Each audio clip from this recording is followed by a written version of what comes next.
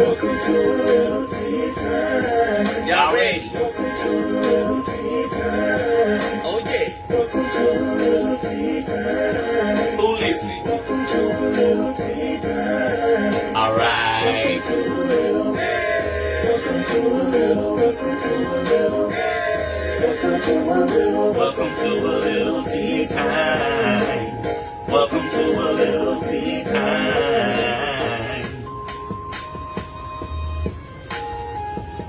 I should use some more of that. That shit good.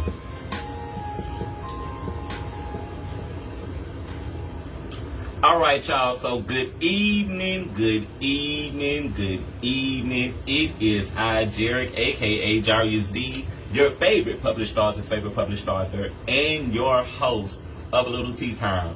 As y'all are coming in here, please like and share tonight's show so that someone at home can tune in and they can also watch the show, and they can also like and share as well.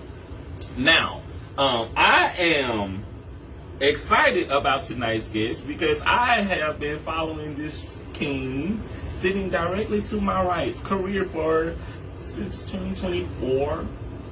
Don't want to sound like a weirdo, but I've been doing my research thoroughly. And I have had the opportunity to see him over at Music Prize 2024. He took the People's Choice Award home with Hag, tying with Rashad and Orboro. Also, you are the creator of Heart. You are also were the MC for an event that I did back over at the Community Gardens with Miss Shanetta Brown. You were my MC for the Rhythm and Blooms in the garden event. You go by many names.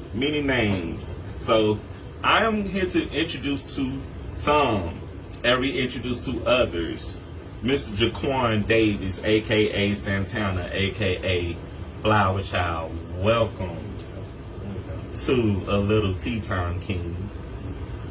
It's a blessing to be here.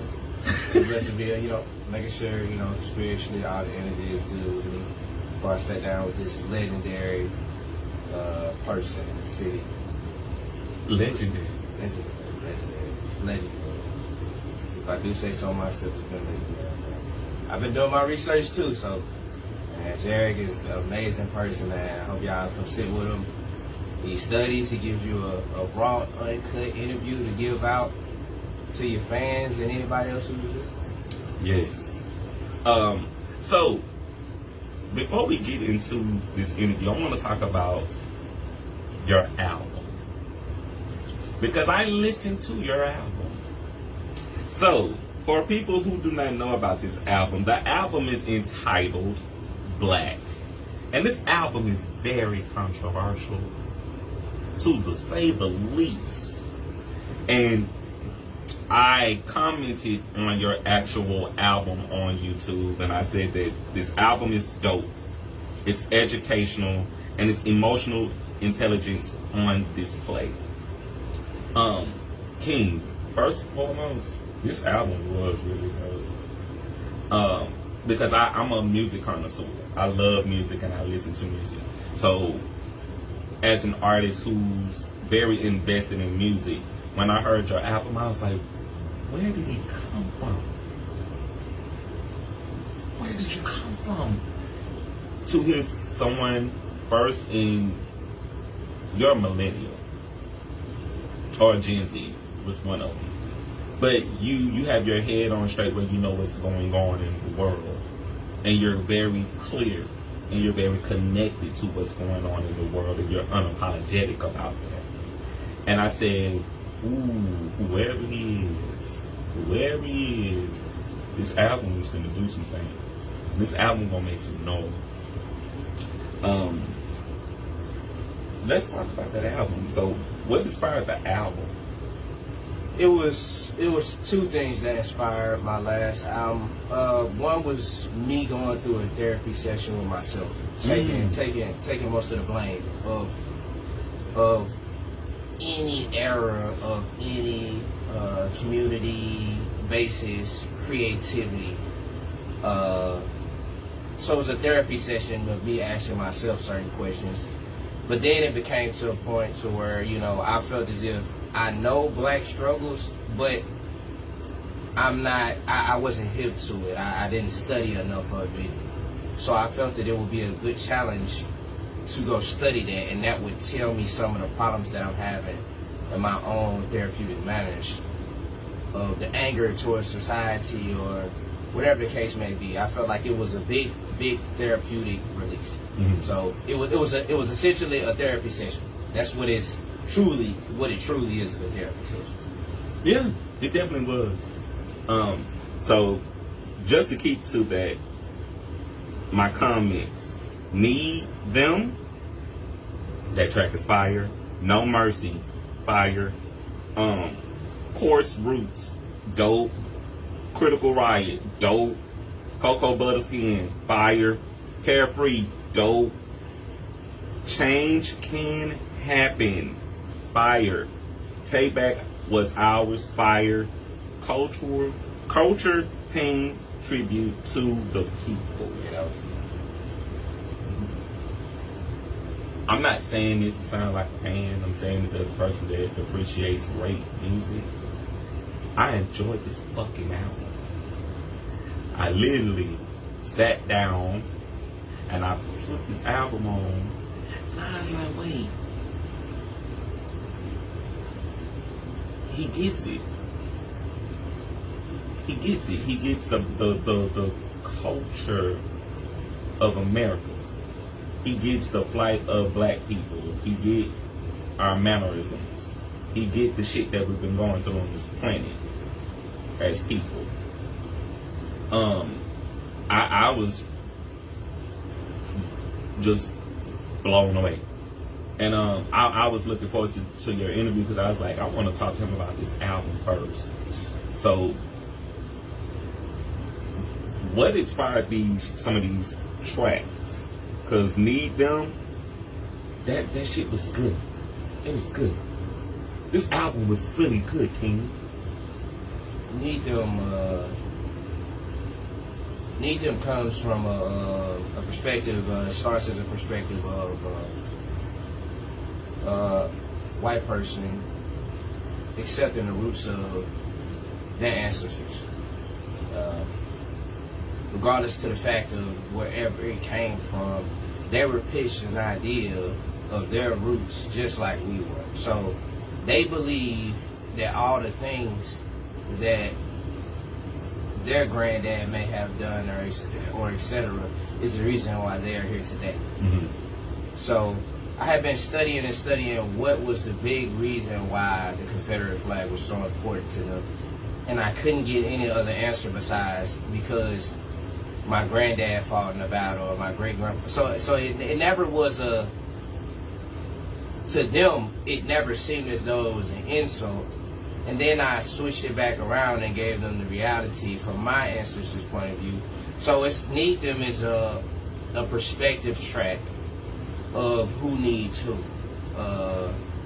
But it kept going and kept going and kept going. And we can keep going about, you know, whose ancestors are what. But we got to the reality of black people are making what white people are taking. You know, and I threw some AI things in there because I felt like our black community is not understanding that that is still them stealing what we are making. Yes. It's just it's general, and for us to go back and steal something that they stole from us to use it to give them more leverage, it just makes no sense. So, you know, the mockery of us, they enjoy, such as boxing. We gotta be football players, basketball players, and rappers. It was just you know, me going back to them looking at us like a blackface. You know, they can put a black face on and play basketball just like us, and that's just what AI is. So that was the big grand scheme of need them. You know, they need us to market their culture. That part. So without us, there's no them. Without us, there's nothing.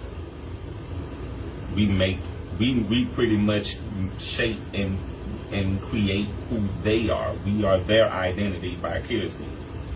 Yes, because we literally gave them the supply and the demand to raise America to be what it is today. We picked cotton, and that was the biggest boom of America. That America's built on top of cotton. Yes. And with it being built on top of cotton is not a good infrastructure to build heavy stuff on top of it. And it's collapsing. You know, so that was Need Them. Need Them was there, and all these tracks have the same effect in different tonage, you know. So it was a big perspective reality through all of it. Yes. Cocoa Butterskin was one of my favorite tracks off this album. What inspired Cocoa Butterskin? Cocoa Butterskin was inspired by Tyler Perry.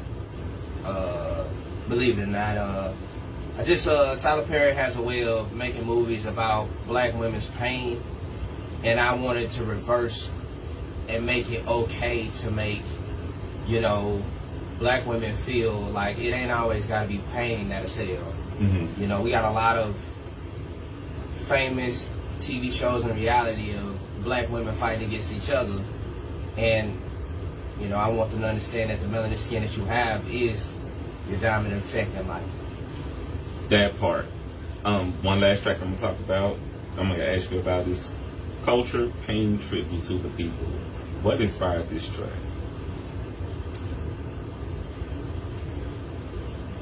I had a person tell me, you know, I have people all the time tell me that it's you know, you gotta watch out for white people.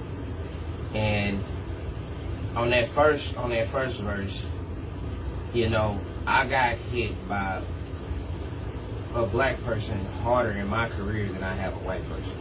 And that can happen like that. And you know, I get to warn people about white people, but culture was me literally pushing that black people could do the same thing if you give them the ammunition to do it. The second side, which is this is a big topic, I got to the point of embracing black people, black excellence, but I also wanted to ask the question: do we want our culture black or do we want it blank?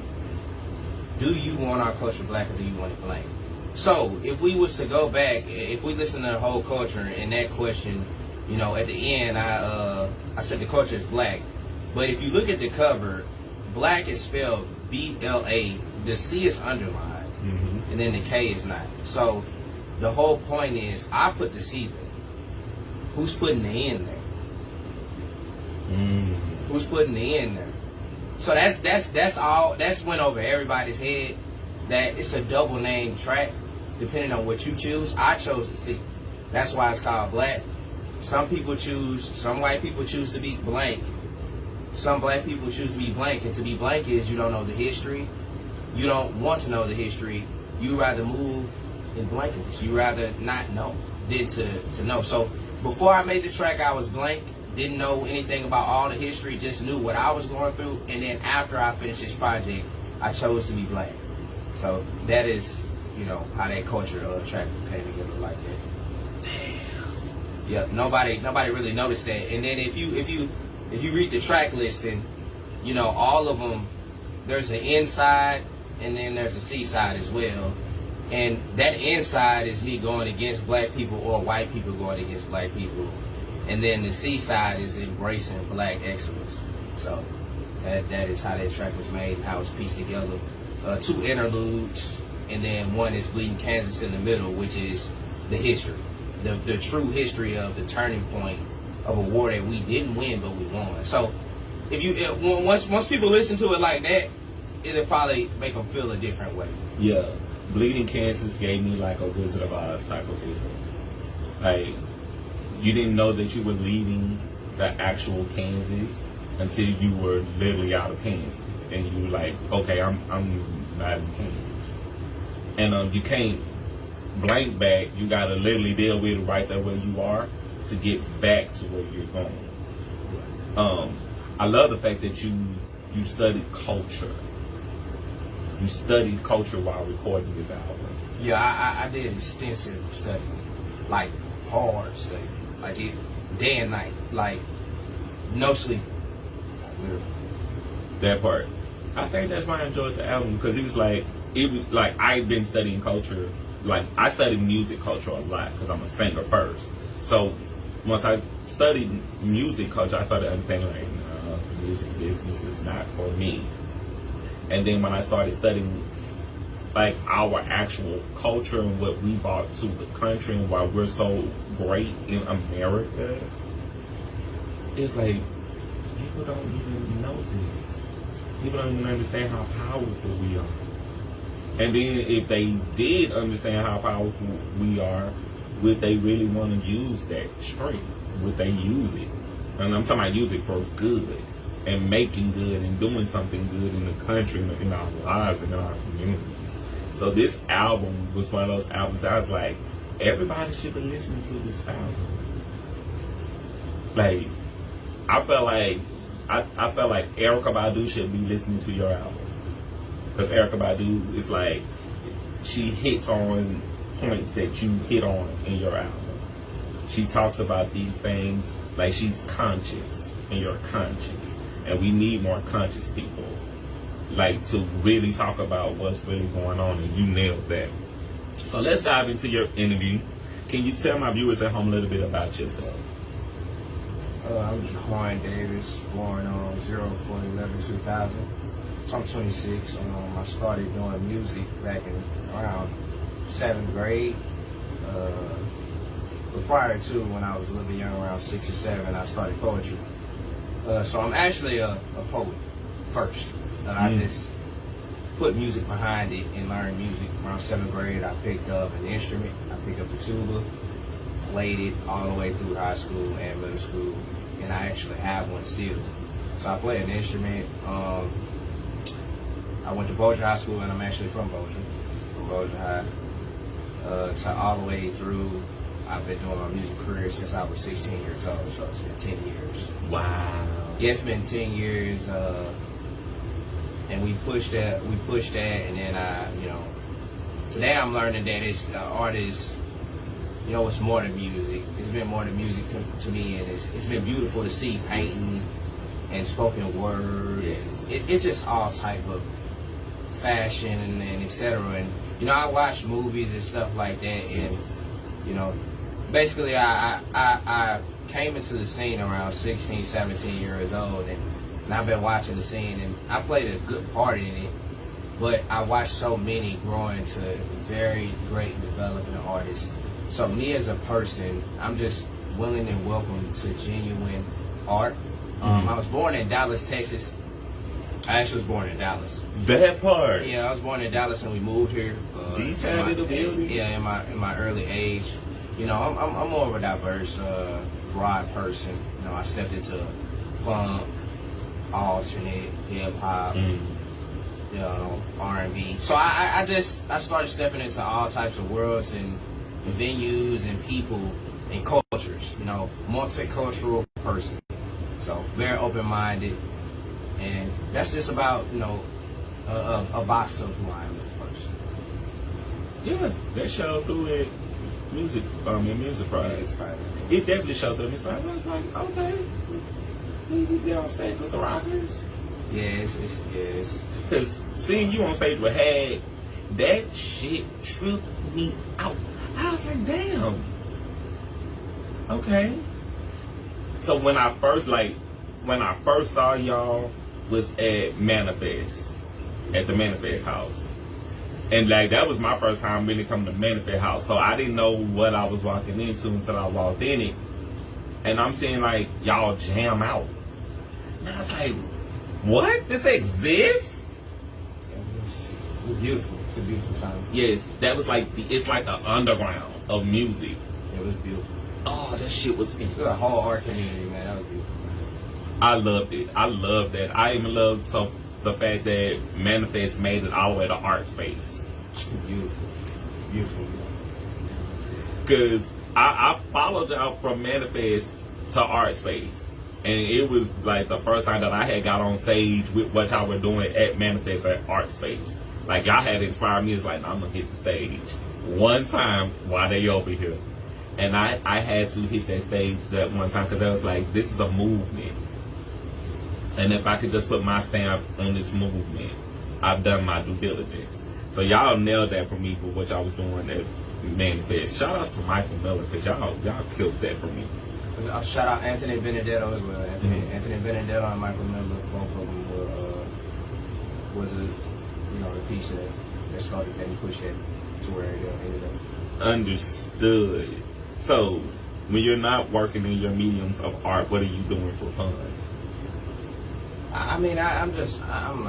I've been learning. I like learning, but I also like nature walks, nature walking and gardening and more outside things. I'm not no painter or nothing like that, but I really, when it comes down to embodying what us as humans are originally made to be, that's what I've been embodying, being out with animals and stuff like that. That's what I really enjoy. But on the other side, I like to learn about, things in the universe and also going back into religious beliefs and history. Now, I'm not religious, but, I'm very non-religious, but I've been learning about some things and, it leads me to, again, that's a therapeutic cleansing to see that. But, I've been learning about other countries and what they do out there. Cultural excellence is what I've been really interested in. We got a phone that sits right in front of us every day, and we can see the world from that phone. That is the truth. That is the truth. You can see the world from the phone now, and although you may not have the funds to travel or the means to travel, your mind still can travel. You can travel your mind out of this universe, out of the galactics, to understand things and study things that you never, ever would have known before. So my interest in life right now is just learning. That part. It's just learning. That's how it is. And he's not lying, people. That's why they said, if you want to hide something from someone, put it in a book. You can literally just learn something new about the world, about yourself, by picking up a book. That part.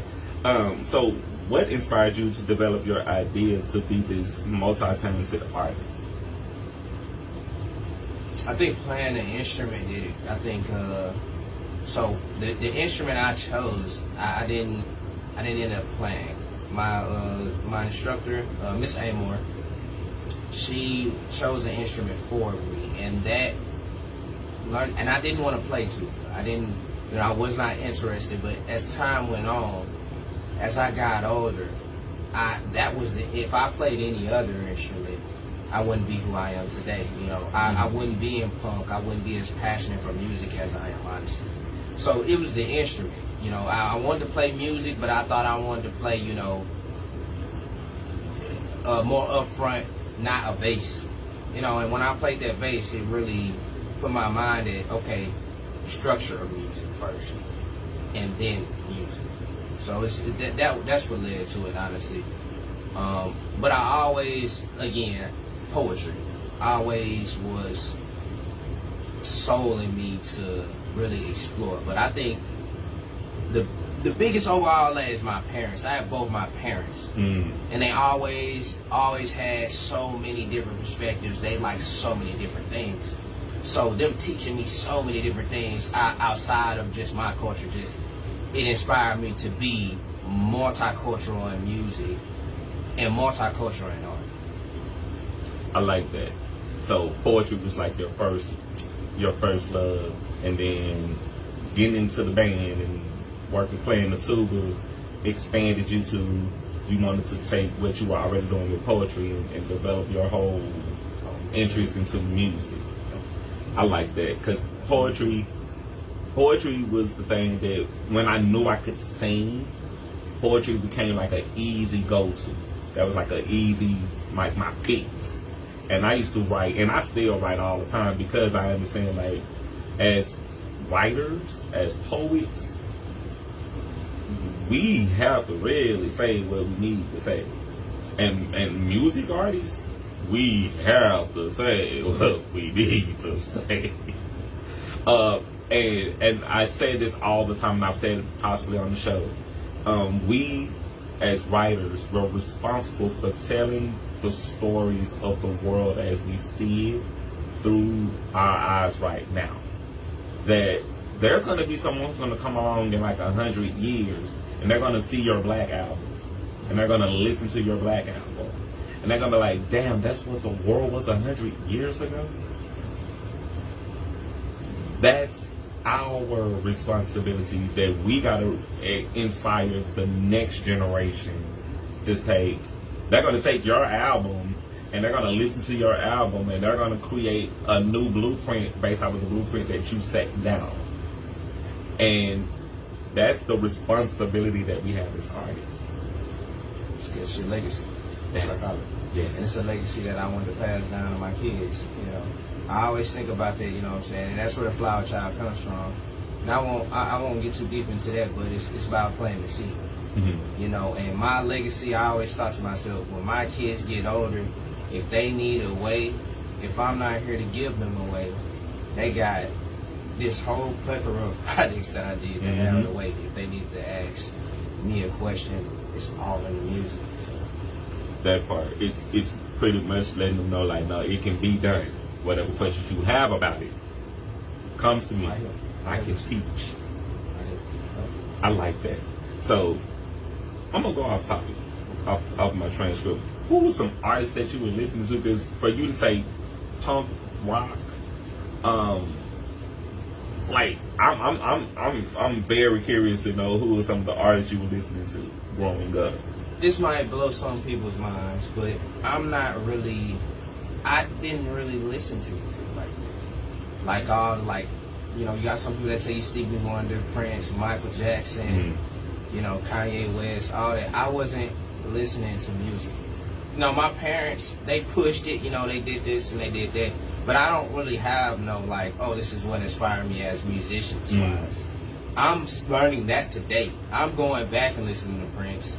I'm going back and listening to certain Michael Jackson songs. And I was taught all of the industry problems and what to miss. I was taught more of the business side of the music than I was listening to the music, going to interviews and stuff like that. But I was so big on, you know, listening to projects, but I just never was, these are the people. I don't have that.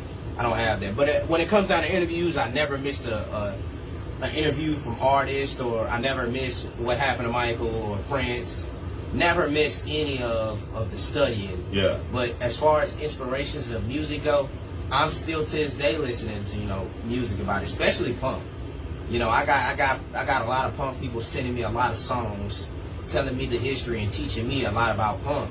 I know where its origins come from, you know, because the culture is. It is what it is. The culture is us, you know, so, you know, but as far as learning music, I'm just not getting to it, honestly. Wow. That's just where I'm at today. I've been learning music recently.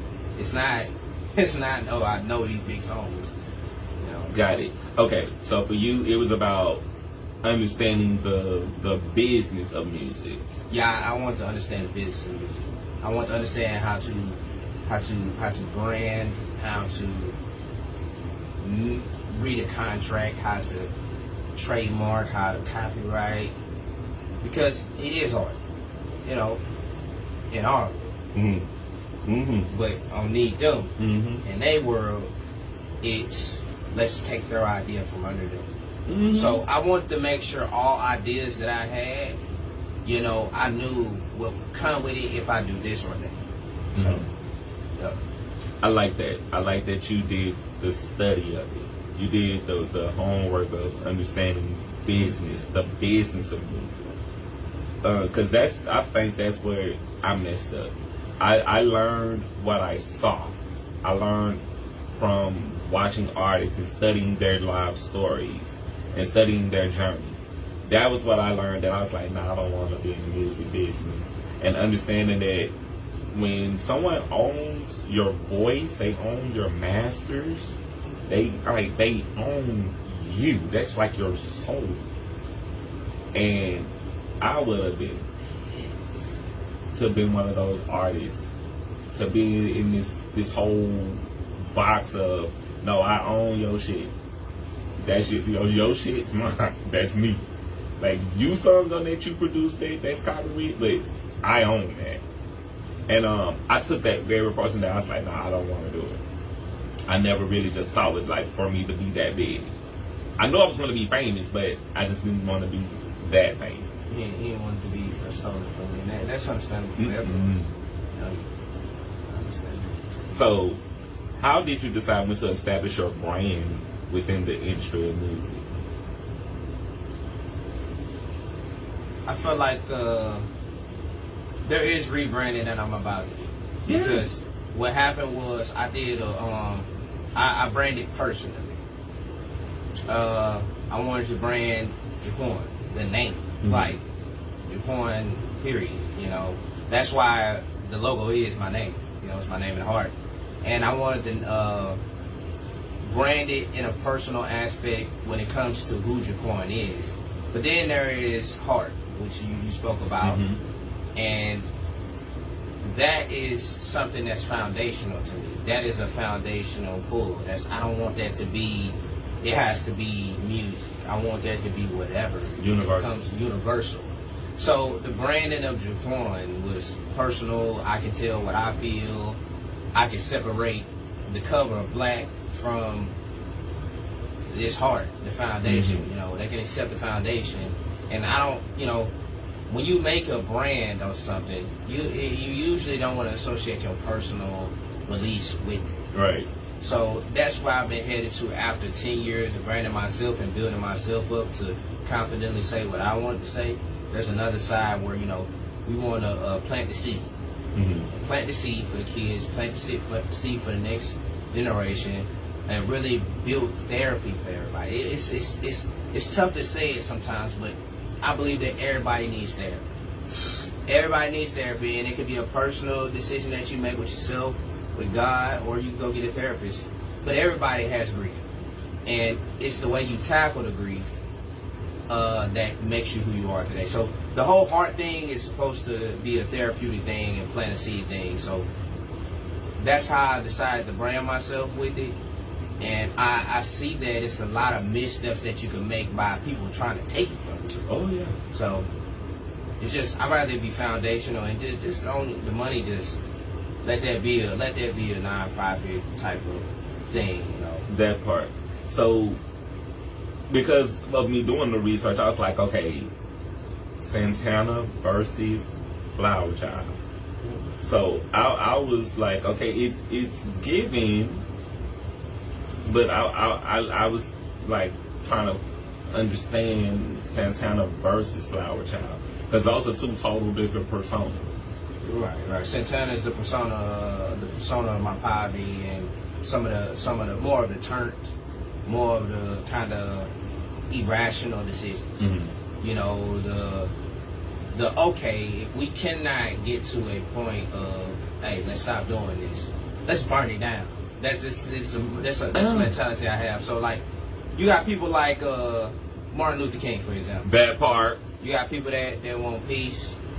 And no, you know, I understand you want this, but I want peace. But then you got Malcolm X, who is, I said what I said, I meant what I went, and I'm locked and loaded. So Santana is more the Malcolm X, and Flower Child is more the, like the type of Martin Luther King peaceful type vibe. So that's why those clashing towards each other was kind of, you know what I'm saying? Because there's no wrong on each side to me personally. Yeah. There's always a peaceful way, but you know, sometimes you gotta go there, and you know, that's what that was. That's why that was a beautiful thing to do. Understood, because now that I got it, anger gets shit done. Anger does get some shit done. It's an emotion just like happiness. Right. You know, it lets the world revolve around hot and cold, right and left, angry and happy. I'm sorry. Right. You know? Like, happy can get some shit done, but anger can get some shit done. So like when we breaking it down, so cool. say for example, if you look at the project, like stuff like No Mercy, it's full on sense. You know, off the wall, tired of it. gonna handle it for what it is. Right. And you got other things where it's like culture is more of a flower child moment. I want us to grow. I want us to connect. So I was big on those two. I was real big on those two, man. And, you know, It makes sense. It's balance. It's balance. It's balance, man. It's And balance. and when you understand that, because this is what people have to understand. Once you understand that you have to regulate yourself in order to make some shit change around you, you gotta start with yourself. That's what you said. Like, I put my Biggie shirt on because Biggie's like, in order for us to change the world, we gotta change ourselves. If you don't know, go pick you up a book and go read. Just Stay. right. That's all you gotta do. Learn. And get to know yourself. Learn. That part. And you made some key points because I'm in this place in my life where I've been the Martin Luther King type. Now I'm on my Malcolm X. And it gets to a point, man. You're like, bro. Because the more you become a figure, the more they come at you. The powers that be, the ones that want to, you know what I'm talking about, you know. And I don't like to give them too much energy, but sometimes it's time, you know. And it'll test you. It'll test you if you really want to do this or not. Yes. It'll test you. It'll test you, Yes. man. And this has been like doing this show for 5 years. It test you, man. It test you, man. This has been the test for real. It's a test. Where you really are like, damn, you really want to carry on? Look how they treat you. Look how they do you. But in all of it, I was like, nah, carry on. What did Malcolm do to the end? He carried on. What did Martin do to the end? He carried on. What did they do to the end? They carried on.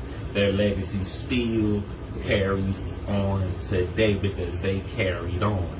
And that made me just say, no, dig deeper, keep on. That's it, just keep on. Like, people, if you're not getting some shit from this interview tonight, your soul's dead. And you need to go get you some therapy for sure. Self-reflection. Like, really. That's And our self-reflection. I want everybody to self-reflect and stop. Don't. It's easy to point the finger until it's time to point it at yourself.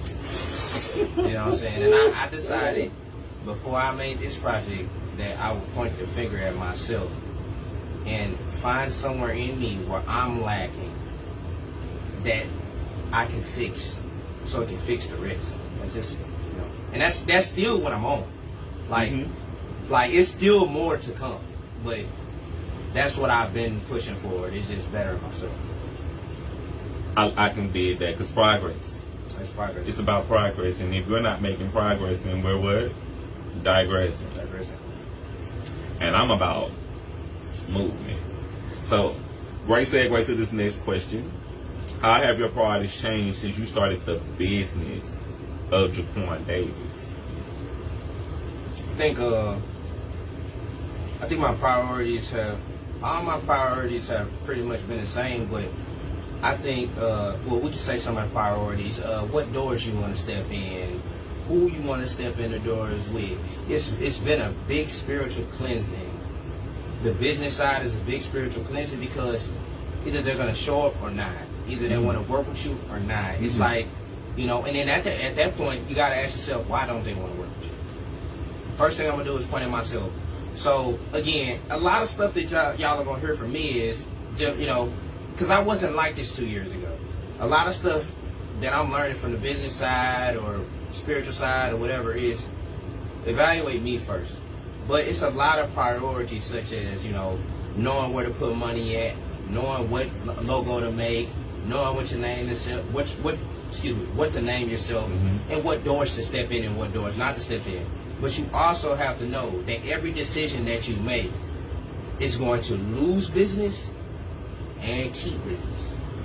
No matter what you do. It doesn't, you can try to be the best person ever, but you're going to lose people and you're going to gain people. So, all the time, you know, and when I made this cover, I thought about the business side of this forever. And this is what I learned from all of it. I told myself I never put my, like my art underneath the business. I never do that, and I'll take whatever comes with the business aspect if it's really what I passionately want to do. You know, and that's just what I took from it when it comes down to business. You know, I knew when I did it what it would do. That's who I am. That's the best part about, I feel like, Jaquan Davis when it comes to branding. It's passion, it's personal. It's just who I am, you know. People want the raw content. They want it like boom. So I mean, you know, I built that on my brand, and that's just the way it has been. And he's not lying, people, because when I met this guy 2 years ago, I didn't meet him 2 years ago. I literally was like, I remember I literally came and jumped in y'all photos like when y'all won music prize. Like I came and jumped in y'all shit because I was like, nah, I know people in this crew, so I'm in this crew. But you had this aura about you, was like, nah, bro. It's like, nah, I don't know you. Yeah, I don't know you. Yeah, it's real. I was real big on, and this is the reason why I had that. You know, I had to talk with somebody at the same time. One thing about me is, you know, over the past 2 years, when you know you're off, you don't go around owning people. Like, that was a lot of people think, oh, I may not like them, I may want to work with them. And I gave out that, right? I thought this. Right, a lot of people think that. And let me explain what I literally thought this for a long time. Let me explain. This is big. So, 2 years ago, the Jaquan that y'all see today is not the Jaquan 2 years ago. I grew up in poverty. I grew up in real things, like real dangerous scenery and all that, people trying to do certain things, you know, life on the line. Some of my friends are in jail, I went to jail. I even went to jail, you know. People beside me not doing, you know, the best in my interest, etc. So at that time was just, I wasn't even there. I was just completely gone, so I didn't want to talk to anybody to mess up it already more than what the energy was. Right. You know what I'm saying? Right. But today, as I've grown and I progressed, I feel more welcoming. And I understand that derailed a piece of my career, but I'd rather it derail my career than make other people feel bad on what I'm saying. And I just wasn't educated. I wasn't there. So I'm not going to come in someone's good spirits and make them bad because I'm off. So I'd just rather say nothing. I'd rather, you know what I'm saying? And I get that from a lot of people, but I promise y'all, you know, we can pray together, sit and have a beautiful conversation, and we can work. I promise. I'm happy that you said that because I literally was like, okay. It's all self-reflection. I was like, I'm gonna move on, and it hit, but then I was like, nah, I'll move on because I'm still focused on. I'm booking people for Tea Time because when I initially met you, I was like, I want to interview you for Tea Time because I saw what you were doing with your music then, and I was like, nah, because my goal is I promote art and I promote artists. So I was like, I'm interested in promoting what you're doing, and you had this look on your face like, right, yeah. And at that time, I didn't understand other pieces of art quite yet. Right.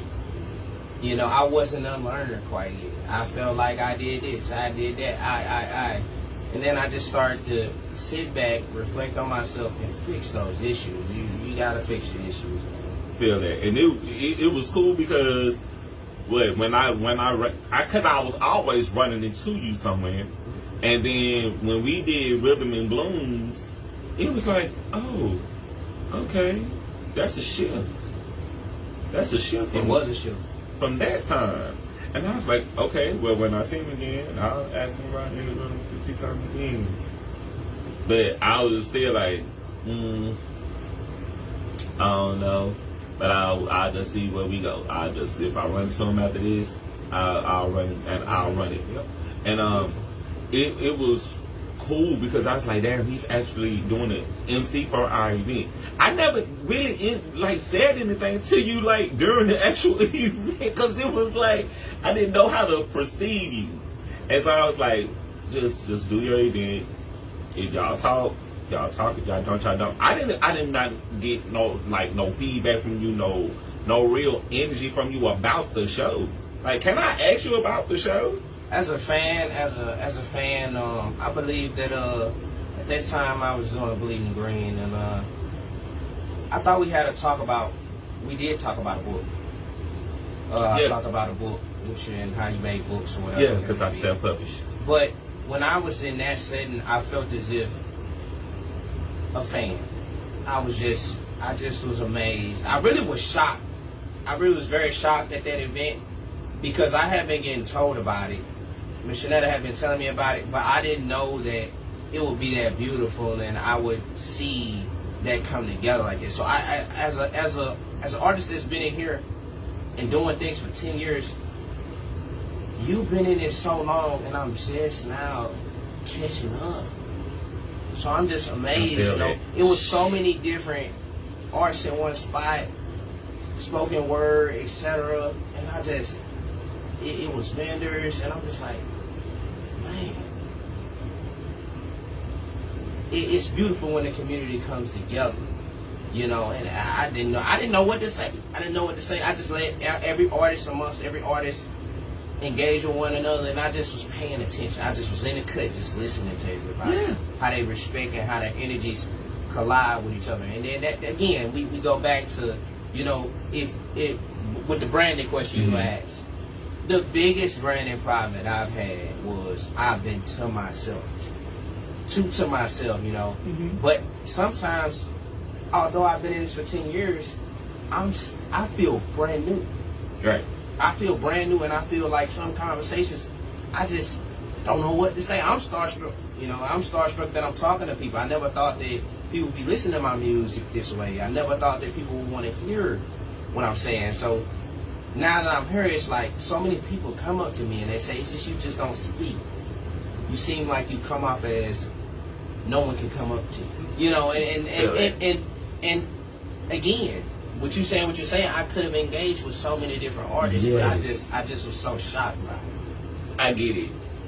You were in the space where it's like, damn, this is actually really happening. Like, all of these people are here. This is some crazy shit happening all at one time, and you're taking it all in.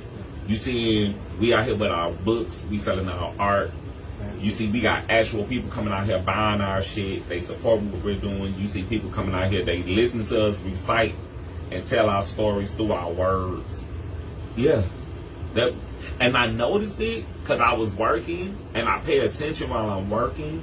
But I was like, when I get a chance to talk to him about it, I'll talk to him about it. Because feedback is like a thing for me. And I was like, damn, he's here. I was more astounded that you actually were there, because I was like, I don't think you know me. I don't think you know what I'm about. Like, most people don't work with people if they don't know what they're about.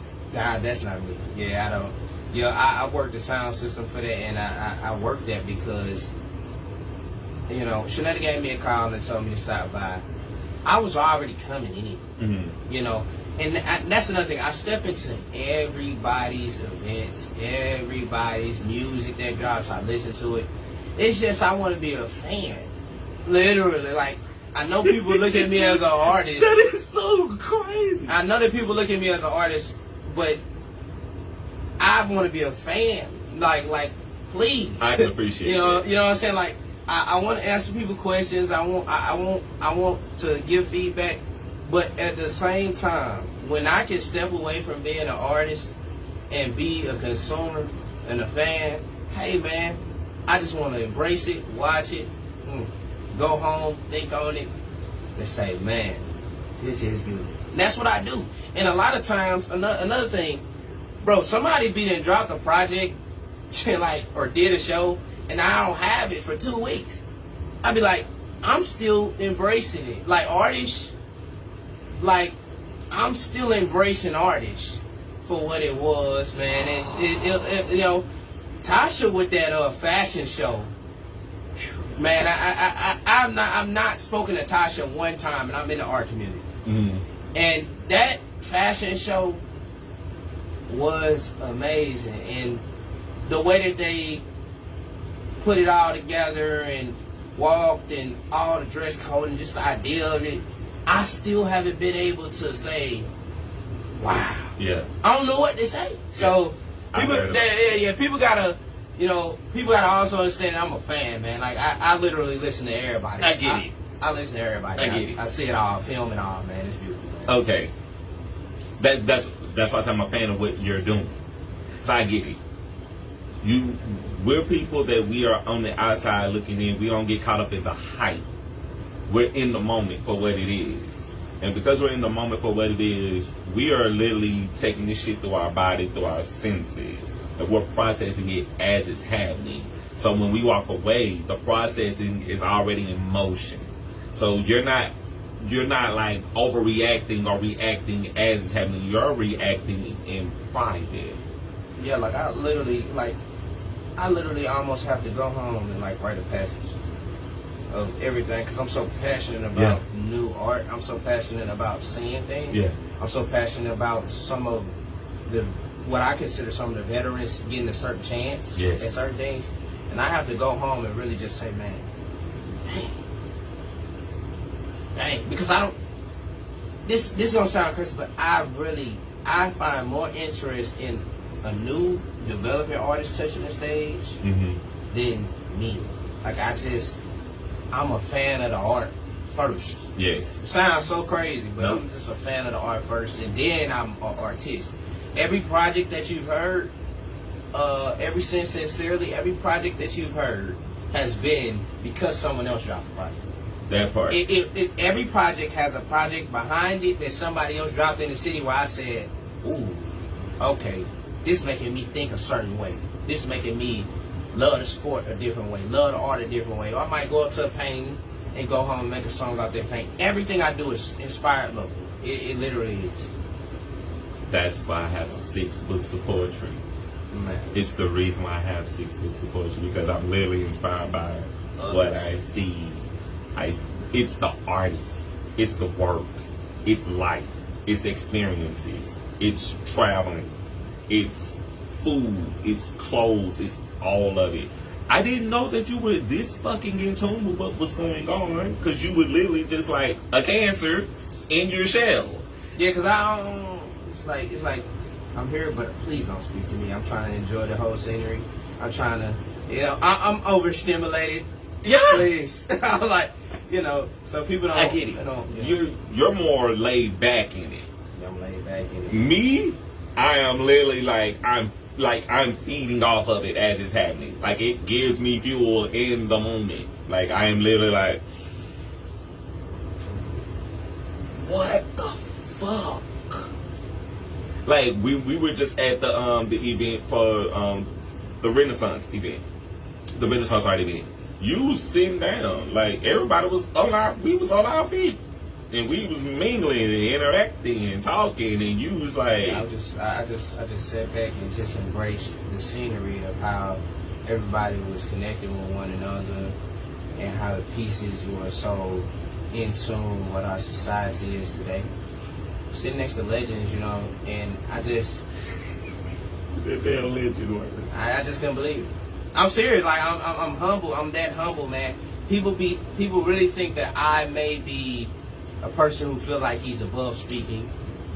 So, they may feel like I'm not wanting to talk to them, but the reality is, I'm just like I'm that person that's in the back room, peeking out like, man. This is my reintroduction to you.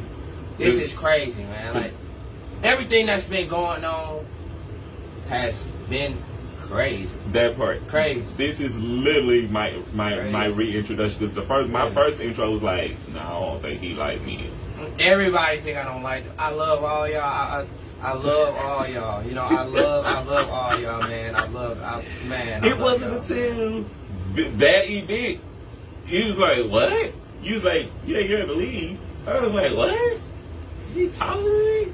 I didn't look like he like me. And that's the thing. That could be a problem. Being 10 years in the game, right? Artists may feel that I have not given them the praise. Artists may feel that. They may feel that the praise has not came from me, and that could be a factor.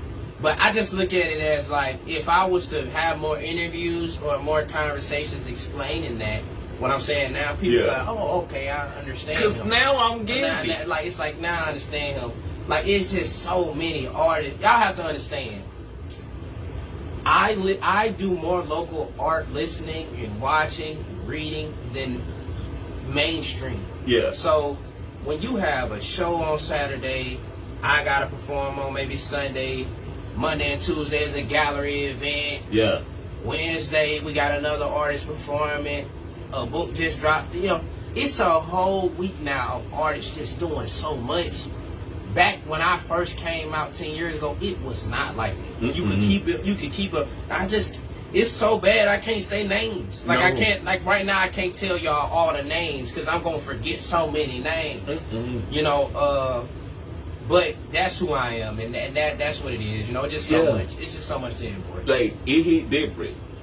It hit different day. That I was like, what? He know who I am or something? Oh man, yes. Now actually, it was. I almost put you on the project.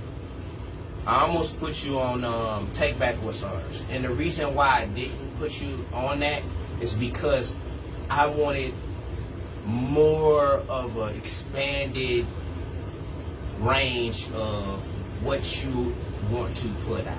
I felt like that was compared to your scope. If that makes sense. That makes sense. And the thing about me is because I'm so open and I'm so about art and talking about what's going on in art, if you would have hit me up, I'd be like, what you need me to do? What do you need? What are your expectations? Because, like, I work with Handbasket Magazine, writing poetry with them. I'm literally published in, like, 11 of their actual magazines. And I've hit, like, whatever mark they needed. Where when they hit me up, they were like, no, this is what we want. I already know you're going to deliver it. Just write it. And when you're done, just send us what you want. And I think it was my first piece that I wrote for them was Dear Black Gay Man. My first piece. And when they read that shit, and they was like, we publishing that. That was my first published piece. I didn't even know that. This is how disconnected. I didn't know. Yeah. I didn't even know you were a black gay man at first. Yeah. I didn't know. I didn't know really till. this shit. I didn't know till I believe this year. I didn't know. Yeah. But did you see what Eddie Key just did when he walked up? Man, shout out Eddie Key. Man, I'm a fan of Eddie Key. Eddie Key. I'm a fan Me and Eddie Key, man. Me and Eddie Key probably never talk. Never talk. Man, Eddie Key, man, the development of the artistry has inspired me to be more confident in who I am, man. Shout out Eddie Key, man. That part. Shout out It's a thing that I had you said 26. I've been walking around in this skin comfortably since I was 16. So I had a clear understanding of who I was and what I was going to be as I moved through life. Now I'm 38 years old. I'm about to be 39 in like 3 weeks. I'm very clear about who I am and what I bring to the table and what I do. And that's no matter what medium of art. And I'm very locked and loaded. If you told me we finna go in on the track, I would have came in with my teeth. I just need a little space to go and write. I got a track that I need to listen to, which I need. I need high voice, low voice, which I need. We do create some shit because that's how I work. I love the work of art. Man, it's you know, I hit up a couple artists, you know what I'm saying, and for this piece. Yeah. You know, Knowledge 312 was on that shit. Knowledge 312 was on this track. That shit was crazy. I said, man, nah, they not playing. Nah, that's beautiful. No Mercy, and then you got Money on Course Roots. Ooh. Those two features are heavy, man. Those some heavies. Course Roots and No Mercy are heavy tracks. Man, I can't believe it, man. Shout out Knowledge, shout out Money. Knowledge is actually a battle rapper. Yes. Shout out to Knowledge. The first time I got into hip hop, I was actually battle rapping. That part. So that's why when you listen to No Mercy, which No Mercy is the biggest track on there, when you listen to it, you hear two battle rappers essentially trying to outdo one another. so it's a track, so it's beautiful, man. Shout out to him. That part. Diving back in. What are some challenges you've overcome on your journey? I think a big challenge is understanding that the highs come with the lows. All day long. The highs come with the lows.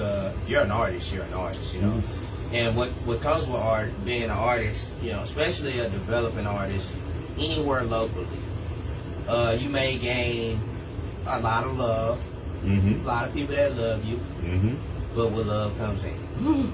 Biggest thing I had to understand. And once you can navigate the two and not focus on the hate and focus on more of the love, you're actually in the full-on industry that you may have thought you wanted to be in or always wanted to be. Because, everybody wants to say, I just love doing art. I just love doing art. But it's an industry. It's a business. Those who love to do art, keep putting their art out there. If you don't get in line with the love and hate side and the business side, you probably won't make it. I say probably, because at the end of the day, it's hand in hand. It's hand in hand. It's hand in hand, man. You're gonna want to do things with other people in your community. They might not want to do it with you. You're gonna do things that people gonna take it and flip it, make it this or that. Power. It's nonsense, man. You gotta find a compromise. This is something that I learned. You don't have to take my advice. Do you? For me, I've learned to even alchemize the hate.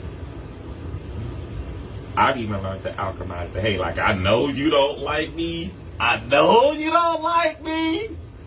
I'm going to write something just because I know you don't like me. And I ain't even talking about you.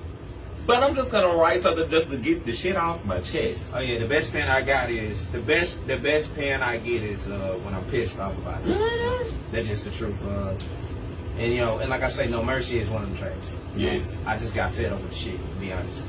Uncensored, like Right. literally. So don't get me wrong. No, I'm with you. When the hate comes, I'm gonna handle it like it needs to be handled. But I try to we're gonna put that in the art. Basically, you can fuel the art with the hate. That shit. Fuel the art with the hate. For man. real. Like there could be some days where I could be feeling like shit. I'm talking about absolute shit. And I gonna turn some music on. And the first 2 or 3 songs, if I could get my brain to process, like, no, sing so you can feel better. Sing so you can just feel better. Once I got to a point where I know I'm singing just to make myself feel better, I just let go. I let go in that. And when I let go in that, that's when the best fucking singing happens for me. When you're sad, when you're angry, those moments, that's when the best singing happens, because that's when your voice is like at its peak of, nah, you feel that shit. You really feel that shit. And you really just get lost in that. Alchemize that shit. Just alchemize it. And if y'all know what that is, just go alchemize your shit. Don't let that shit take you down. Let that shit build you up. Let that shit be your fuel. Rocket. Rockets take off. They don't just crash land. They take off. Next question. How do you define success? I believe that success is only within. I know I'm repeating this, but it's big. My successful process and thought is mentally, physically, and spiritually. It's always going to be that good.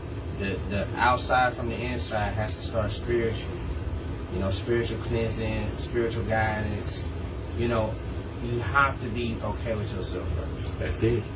You have to. I don't believe success is, a money grab. I like, it's cool, but is it better than traveling and seeing the roots, the culture, the spiritual connection towards the earth or whatever it may be that we are? So it's the success that everybody seems to want to look for always leads them to find out that that's not the success that they want. And I've seen that on a lot of people's journey. But when you have a journey of success that's through the mirror, That's it. that's success for me. That's it. Yeah, that's success for me. And it took me a long time to understand that everybody has a different success thought process. Everybody's not me, you know, so everybody's success is different. Some people in this art community, for example, what's successful to them is that they ever puts out something. Some people's success is that I've been doing it for a very long time. Some people's success is I have kids that know the lyrics to my songs. Mm-hmm. So, as an art perspective, or any perspective, success comes in very, very, very, very, very big measures. Yes. And it's all a spiritual connection. That's it. I feel that. I've been saying this for a while. Once I realized what my purpose was, it shifted everything. When I started doing A Lil Tea Time started off as a way for me just to promote my actual work, my books, my poetry. And then I started going to like open mic nights, and I started meeting other artists.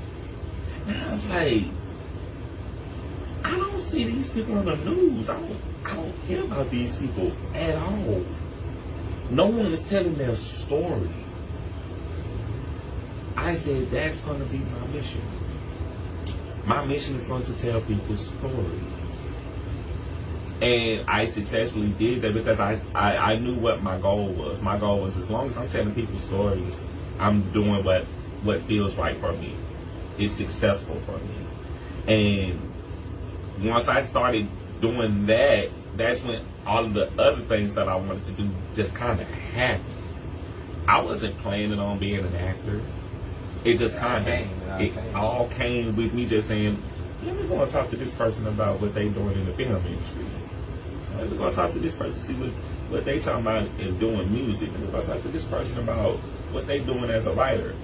These were the things that I just wanted to just help people tell their story to reach other people out there so they can see, like, we are black people, indigenous people, people of color, out here doing our shit, and we are not getting our flowers. And I was like, that's gonna be the thing. That's gonna make me successful. The fact that I'm being of service to my community. Journalism. Everybody gets so caught up in, you know, wanting to be the front man of art and anything. And there's like, I've just, in this local scene, I think journalism is becoming more of a factor each and every day. And some journalists I've been telling recently, you know, let's make sure we diving into the genre. Mm-hmm. I know we like specific artists, but I want us to dive into the genres, dive into the art, and I want there to be more journalists willing to interview, like, this is going on. That's a big thing that I've, you know, more of an A&R mindset, you know. But it's growing. It's growing and it's connected as well. We came a long way in the last 10 years from when I started, Yes. so this is beautiful, like I say. But journalism is a thing that I hope that people who love it aren't scared to do, and they're willing to have the attitude to say, let me just hit them up. And also understand in journalism that some people, unfortunately, they're not going to show up. And that's okay. Any art is the same way. It comes with pros and cons. But if you're going to do it and keep doing it. And see, this is the thing. I'm very aggressive about this shit. And he possibly could tell you. I'm very aggressive about this. He's serious about it. And the reason why I'm so aggressive about it is because I saw how, and I study culture. Like, I study culture every single day. And because I study culture so much, I see how we are really bashed in culture.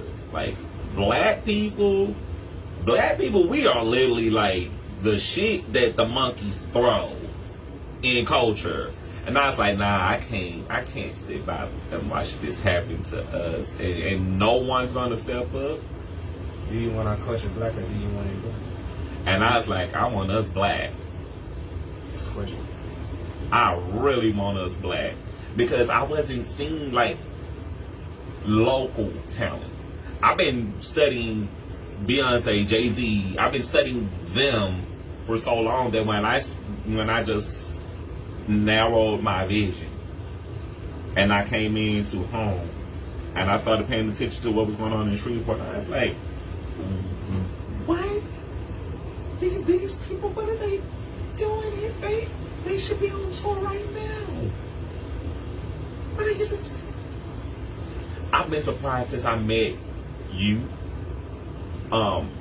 Max Swans, Nairobi, 318K.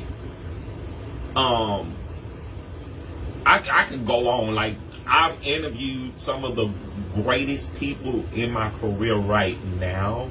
That I'm like, these people are already like they're already famous in their lane, and they're local.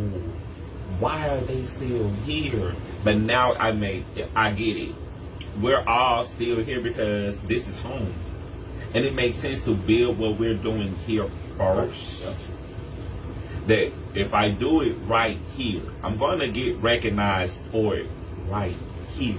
And once I build it successfully right here, I can take what I've done here, and I can go to Atlanta, I can go to Dallas, I can go to New Orleans, I can go to Houston, and they're going to be like, nah, we already know who you are. So it's about, first you got to build in your community, your grassroots, in order to take your flowers to another community and take your seeds to another community and dropping your seeds and your flowers in another garden over here and in another garden over here and letting people see what you can do based off of already what you brought to the table. Ooh, that shit's serious. But definitely do your research. Just thoroughly, people, go and do your shit. Great segue to this next question. What is the best advice you can give to someone thinking about starting a business or pursuing their dreams in music?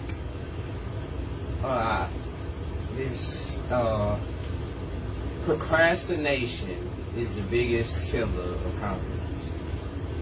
This is what I say. Procrastination is the biggest killer of confidence. I have a big problem with one, this perfect drop or this perfect idea to hit perfectly on the perfect time. That is an algorithmic mindset. That is an AI mindset. Literally, that's literally what that is. So you cannot procrastinate. Go ahead and start. Mm-hmm. I'm saying you're not gonna know everything. Mm-hmm. You're not gonna know every artist. You're not gonna know every business person. But that's okay. That's what is in the journey. That's what makes the journey beautiful. So procrastination is the biggest killer of confidence. So that's my biggest piece of advice. Now, in layman's terms, just get the fucking word. That's it. Don't wait. Start. Just get started. Start. That's it. That's the biggest advice. Start. Just Get to it. Your art is never gonna be bad. Nobody art is bad because at the end of the day, everybody's perspective is completely different. You got so many souls you can touch, and in the reality, you're only doing your art really for yourself. So, stay confident, and you won't procrastinate on what's next to come. That part. Can I ask you about your show that you did at Artist? Because I actually download the actual poster that you created for the show, and I was like, I was doing an event that I wasn't able to be at Artist for that particular night. So how was that? What was that show like? Because I know that it was insane. It was beautiful. Artist did a double stage. They did a double stage. They did a Taste the Soul stage where you could be on the eating side with the drinks, and then they did a main stage, Artist main stage on the other side. Had a dance floor, had a huge stage. I was on the Taste the Soul stage, so I felt as if I got a more personal connection with the room. They were a little bit closer. It was more closed in. Beautiful on the other side, but it was just so big that I felt more comfortable on the other stage. And they could hear my words very well. I had knowledge come up with me, money come up with me, but that whole thing was just a sneak peek of what's to come on the performance side. I do have another thing that I'm working on doing, free event. I'm working on a free event to give back to the community, to show them a new landscape of shows, a new landscape of what we can bring for the kids and adults. I'm real big on bringing the kids into it, and artists allowed kids as well. It was a fun event. Everybody got together, Yes. and just did their thing. But you know, I had fun doing it, and man, I listened to chefs. I watched most of the artists perform on that Saturday. It was amazing.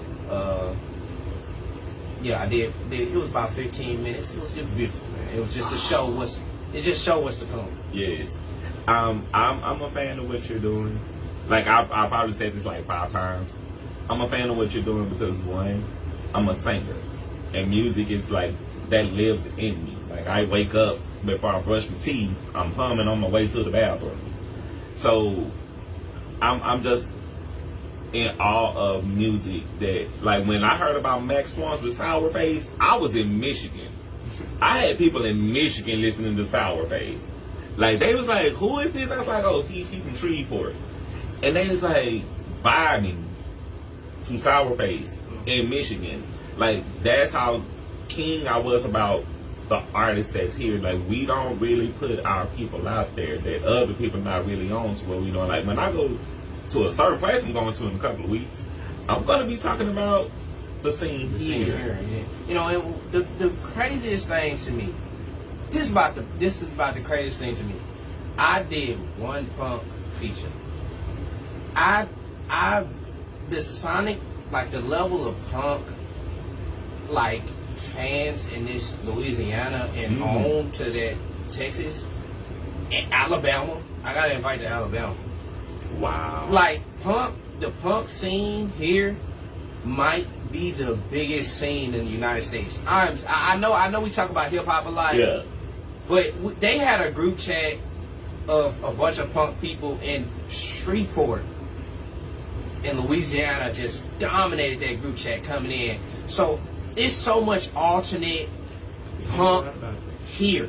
It is, and you know, I got a bigger punk fan base than anything, which is crazy to me. I haven't done anything yet. So they just been dying for me to, you know, get on a project. So I know they're watching, you know, I know they've been watching, and I just want to remind them about the culture. But just while we're here, I don't know if there's going to be a question later on, but I want to shout out the punk scene as well as the spoken word scene, the hip hop scene. The point is, it's so diverse. Every time I leave Shreveport, I just tell everybody about the local. I know more local art than I do mainstream art. Like, again, I didn't grow up on it. Right. So it's beautiful to pass the torch everywhere. You know, I performed in Longview, Tyler, Texas, invited to Alabama. It's crazy. It's beautiful what Shreveport has been doing. That part. That's why this became my mission. Man, this is beautiful. It's the reason why this show became so important to me. Because I saw how we glorify what we see. I was like, we're not glorifying what we're not seeing. And it became more important to me that, like, nah, we need to start lifting our people up. Like, we lifted Shreveport up so fucking high that we got 50 Cent attention. That's facts. That's facts. That's true. That's true. And believe it, he watching us. I'm telling y'all, he been watching us. I know for a fact, personally, he been watching. That part, I know that 50 Cent is watching A Lil Tea Time, but I know he's watching A Lil Tea Time. 50 Cent is watching everything. It's so many people next to 50 Cent that know all of the artists in this realm. So please believe that 50 Cent know y'all. That part. 50 Cent know y'all. What tripped me out too was when I saw y'all at Music Prize and you jumped on stage with Head. Like, I went and watched it again today. I was like, he hopped on stage with Head. I love Head. That shit was insane because, like, you rocked out. And then after you rocked out, you walked off stage like, ain't shit just happened. But everybody was like, we were all like, what just happened? Yeah, I hit up Hag. I was fanned out with Hag for probably 6 months. I was like, I want to do it with him, but I don't know what to say. And then I finally, hit him up. They took me in, Mallory, all of them. Shout out to Mallory. Shout out all of them. But they took me in. We did one, wrote one, set one, and I was like, man, dang. Like, it was crazy to me. It's still to this day crazy to me that I did a song with Hag, but it was dope. Like, it was dope because it was like, it show you the range. Right, like there's more to you than what we were seeing. It's complete range. They gonna think it's crazy when I pull out the tuba and start playing all y'all favorite songs. So I'm not a cover. I'm not doing no cover singing, rapping. I don't do covers, but I'll play that instrument for y'all and play everything y'all like to hear. I promise you. That part. We're working on that. When that happens, that's gonna be beautiful, y'all. Like, I'm working on painting my sousaphone and all that there. That's in the works by itself, so that's gonna be beautiful. That part. Can you give us your favorite quote and why? My favorite quote. I probably put it in a song.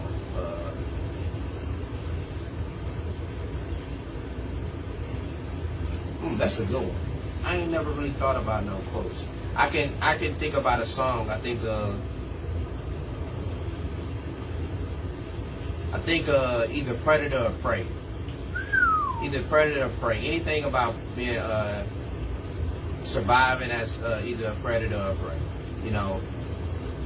That's not. I don't think that there's a big quote that I can think of, but that line itself. I said it on Survival, the intro of "Give Me My Flowers." I came to the term to where it's like, man, you can be nice, you can be weak, you can be strong, you can be whatever you want to be, but the world revolves around predator and prey, no matter what. All day long? No matter what. You go into the jungle. All day long? Either you're going to be a predator or a prey, and you go into this business, you're either going to be a predator or a prey. So what that stands for is balance. It's how balance. Unfortunately, we may feel bad about some things that we may have to do, but the outcome could be good at the end of the day. I'm just saying. You got to be a predator or prey. And for example, you got the sellers and the buyers, and some of the things that people buy are dangerous. But unfortunately, the seller must make what they need to make to feed their family. So it was this thing on Kendrick Project where he mentioned that we're all killers and we all killing over time and stuff like this. So that predator and prey line that's probably it. That predator and prey line by itself is the biggest thing in my head, I get it. The biggest thing. But you must thrive. You must thrive. Do it all. Thrive. And that's the key. I get it. It's we all have to survive in one form or another. And in having to survive in one form or another, we have to do the hard shit that other people wouldn't even want to do in order for you to survive. So I get it. Predators or prey. I think I'm a little bit of both. We all are both. Which one you gonna choose in certain situations is the question. That part. Which one am I gonna be in this situation or that situation? Because sometimes someone's gonna bow down to something. Right. We all gotta. But sometimes it's like, it go back to that Martin Luther King or Malcolm X. Predator or prey. Hot or cold. My perspective of life is both sides have a. Then we can go God and the devil. now we can go, but we're not gonna do that. It's a thing. Duality, man. It's a Come thing. on, man. Come No, on. I get it. Come on, for real. It's the literal basis of my whole perspective of life is that if it's hot, it can be cold. If it's left, it can be right. If it, come on, man. Like, that's just a perspective, and once you understand that, you begin to learn yourself. I think, and I have conversations with myself from time to time just to check and regulate my shit. And I think it was the thing that I had the conversation with myself today was I have to protect me the way people didn't protect me. So now I have to be the very person that I wasn't able to be then. Now I am that person. And I think now I'm more dangerous now because I actually know the person that I was then. So I know what I'm capable of now. I know what I was capable of then, but now I'm just as dangerous now because I've learned from them. I've grown.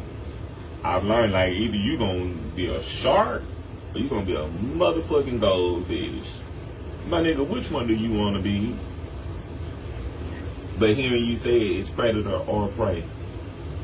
Sometimes you gotta be that damn goldfish to get through. You gotta be. Sometimes you gotta be that shark to get through. But you gotta pick and choose your battles wisely. Balance. Balance. That's gonna be the topic for today's show. That's the topic of today's show. It's serious because that's where I'm at. That's where I'm at. You know, 2 years ago I had no balance. Yeah. A lot of people won't admit to it. You need to go ask yourself.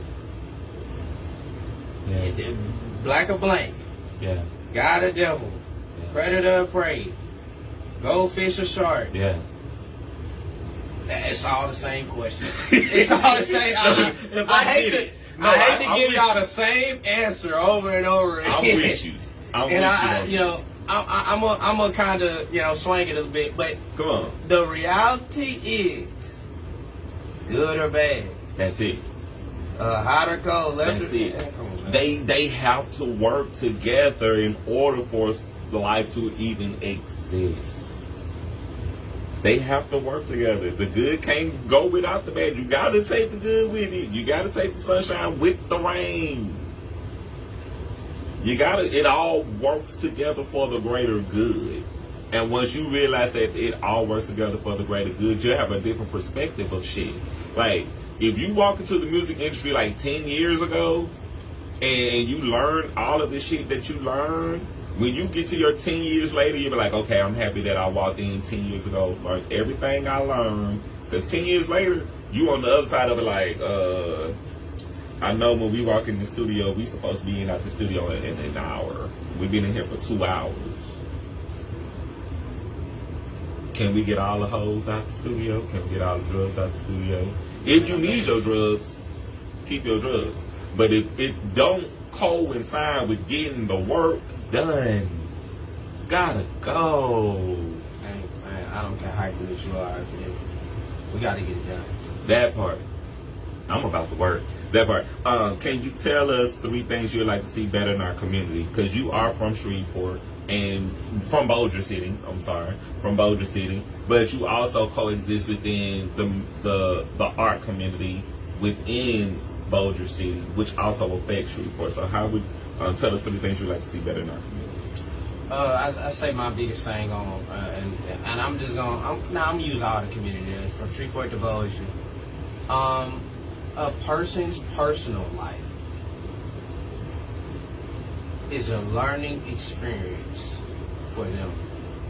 I think that artists or anybody should allow someone's personal life to be separated to a certain extent, Mm-hmm. from the reality of who they are as an artist, because we're all learning vessels. Right. You know, we in our 20s, growing up, learning new things. Well, that's right. Let's break. Let's not even put age on it, because he's correct. Nah, you're correct, because in 30 you're gonna still be doing things, learning. We're all learning, you know, and to use a mistake that a person is growing to change as a vessel to tear down their whole career, tear down what they built up. Their parents is asking about it.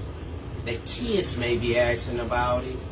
You know, it's kind of far. Now, there's some things that I do agree that may, it got to go this and that and another. But some things you got to look at like, man, they're learning. Give them a break. You know, don't use that as a power vessel to tear everything down. Mm-hmm. That's the biggest thing that I've been seeing from all sides of Shreveport is one person trying to tear another person down using what they know underneath. And that's not who we're supposed to be, and that's not our identity. Our identity is to stay over top with the art, stay over top with the geniusness that we have, and leave the underneath for learning. So, this is my challenge. If you see something that you may not like or you feel like someone can better, instead of going online to bash them, ask them a couple questions personally. Give them a call, have a personal conversation with them, and see where their head's at. Because they could have had a dead parent. They could have had some type of tragedy that happened at work. They may not be able to pay their bills, and they're reacting in a survival manner and making these huge mistakes. But too many mistakes, or certain mistakes I couldn't understand. That's one. Mm-hmm. Two, Bossier City. Bossier City, Louisiana has the boardwalk. The boardwalk has the boardwalk has become a ghost town. And there is only one still, right now, currently. There is only one art spot in Bossier City. Every councilman and the councilwoman has already heard what I had to say about this. And I'm going to say it again. I would like to meet with the new director for the building that has been taken away from Bossier Arts Council. That part. I would like to sit with him and discuss the direction that we're going, because Bossier City dropped an AI flyer for, I believe it's Mr. Carroll. I think that's his name. I might be wrong. Dropped the AI flyer for that and presented him on the AI flyer, and you know, we had a discussion. We talked to y'all and had an understanding. I understood both points of view, and I didn't see any councilmen at the Bossier Arts Council. So if we're gonna, I feel like as a city, if we're going to raise the bar for all Bossier Parish to have art, we need more arts community, more arts things to do, and more arts things for kids to go to. Because at this point now we're at 2. If they open, we're at 2. So that's second on my list, because that's Bossier, you know what I'm saying? Mm-hmm. I'm from Bossier. And my third piece is this is gonna be a good one. Just because like this is gonna be a good one, you know, connect. And seriously connect with your community. And what I mean by that is, I want you to go up to the person you don't like the most and find something that y'all may have in common, something that y'all could agree with, something that y'all can come up with that can make the community better. Please, challenge yourself to find a person that you may feel is just not someone you care about, not someone you can get along with. And I'm not talking about no, hey, you know, nothing like, you know, obviously it's certain things. That part. But if it's just something you talk to yourself and really get an understanding of why you even are making a bias towards certain people. It's so much art, so much creativity in the city. I don't want to keep seeing the same people on the same shows. I'm being serious. That's my third thing. That's my third thing, and that's just because you don't like somebody doesn't mean that Shreveport shouldn't see them.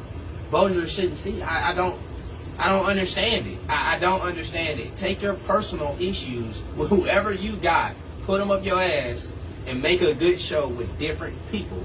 I cannot keep going to the same shows, bro. I cannot keep doing it. Man, I can't, man. Diversity is key. I have a 3-for-1 show that is 2 artists that I was doing with 2 artists and maybe a band, a punk rock band or ensemble, whatever it is, man. Mix it together. Please work together. We're not gonna get nowhere. Look, this was gonna happen. Once everybody look at the city from other because people already know this. It is what it is. When people look from Texas, Alabama, Florida, and they look at our arts community and they like, they're discombobulated. They don't work together. How you think they gonna invite us? We have to all work together so we can get to where we want to get to in the first place. So, you know, apologize to whoever. Suck it up. Work on the same flyer. That's enough. Make flyers. Oh no. 4th. But I know it's hard. I get it, man. AI is so, you know, oh my God, it's so easy, man. It's the way I don't give a damn if you make words only on your flyer. I don't care about pictures. I don't care. Stop using the AI flyers. You sell food. Why am I seeing AI food? Stop it. I have to, man. AI, stop the AI, bro. Please stop the AI. Well, I don't know who else is gonna help me. This and that. Help yourself. Watch this. Everybody who think AI is the best way to go and easiest way to go, I want you to study it and send it to me what you found. That's my fourth. I gave y'all 4. And all of them are the same, just about the same thing. It's about us understanding to work together instead of working around being together. That's it. That's all. I'm big on that right now. So, man, I don't know, man. Just to piggyback on some things, because my face was like, what? Yeah, so it's the reason why now I'm very selective about the people that I work with. Because I don't know who does not like me. Ridiculous. But the people who I do know not like me, I really don't care. I think that it's like one of those things to where, me personally, I'm going to reach out. I'm going to try. I'm going to try to work with you. And if it's supposed to happen, it's going to happen. And if it's not, it's not going to happen. Right. Some people feel as if they don't like me, I don't want to even try with them. That's me personally. I'm going to give them one try. Let's sit down. Let's figure out why we don't. What was the miscommunication? That part. And then we're going to go from there, because I just feel like, that's been a lot of animosity towards our city. But, when somebody don't like you, you try once. If they don't like you still, what can I give them? That part. I think for me too, because I don't want to make this anything, but my discernment. That's true. I get it. I tell, like, if I have a dream about someone, particularly, specifically, and I wake up, my discernment is going to be in full activation mode. And I don't give a damn if I like you, don't like you, if I knew you, didn't know. Protection. Energy protection. That's just me. And that's how I move, because I've literally, everything you're saying is so true, where I've seen people do other events where I'm like, wait, they was on my roster. They didn't even invite me, but you invited everybody that was on my actual roster to come and do your event, but you didn't invite me particularly. And I ain't throwing shade, I'm just saying, I know. And I've seen this happen more than once. I was like, I've hosted 2 poetry events. I've hosted several poetry events, but the 2 particular poetry events I've hosted, I was like, this person, this person, this person, this person, this person. All these people were on my show. Someone else hosted a poetry event, and I was like, damn, that's like 40 to 50% of the people that's on my show. And that makes no sense to me, We are in this to expose new talent and give a stage to the ones that haven't been able to get on stage. If I saw Jerrick did a poetry show last week on Friday, and then you do a poetry show next Friday, and it's 50% of his roster that he just did, I may have paid $10 to get in his, and yours is now $15. Why am I what are we going for? What am I going for? Like, seriously, no disrespect to all the artists that get booked a lot. Shout out to all the artists that get booked a lot. I love it. But I also love when I see somebody up there that I've never heard before. So let's get going with exposing new talent and the healthy rotation of giving everybody a stage. Everybody needs to get on stage, man. Everybody deserves a stage to speak on, to give their art to. And when Bossier opened their new location, I hit up so many pages, Shreveport, Bossier. You know what I'm saying? And it's to the point to me it looks like no disrespect to Critical Mass. By the way, Critical Mass is amazing. But it looked like to me that Bossier Arts Council had the same amount of art in their exhibit as Critical Mass, if not more. And that is amazing how many people have been showing love to BAC. And that's what I'm talking about when it comes down to new. Yes. New. Yes. if anything anybody can do in this art community, please look at the visual art painting that's been going on. That painting community has boomed. Oh God. Boomed. It's boomed, man. And I just hope a famous painter of some sort come down here or something like that and really give them the donation to really push that more. There's so many art galleries. We got people that got pieces in Live Casino. And Live Casino is a place where people come to gamble in the city and all that, from Dallas and all types of other places. And they're seeing these art pieces. So shout out to Critical Mass and shout out to all the painters that's been doing their thing recently. That's the other thing that I noticed about you that we hadn't even talked about. How involved you are heavily in the art scene, the things behind the scenes, the things that we don't talk about. And I saw that you really was out there on the front line with everything that was going on with BAC. Yeah, that was a beautiful thing. I held that personal to my heart, you know what I'm saying?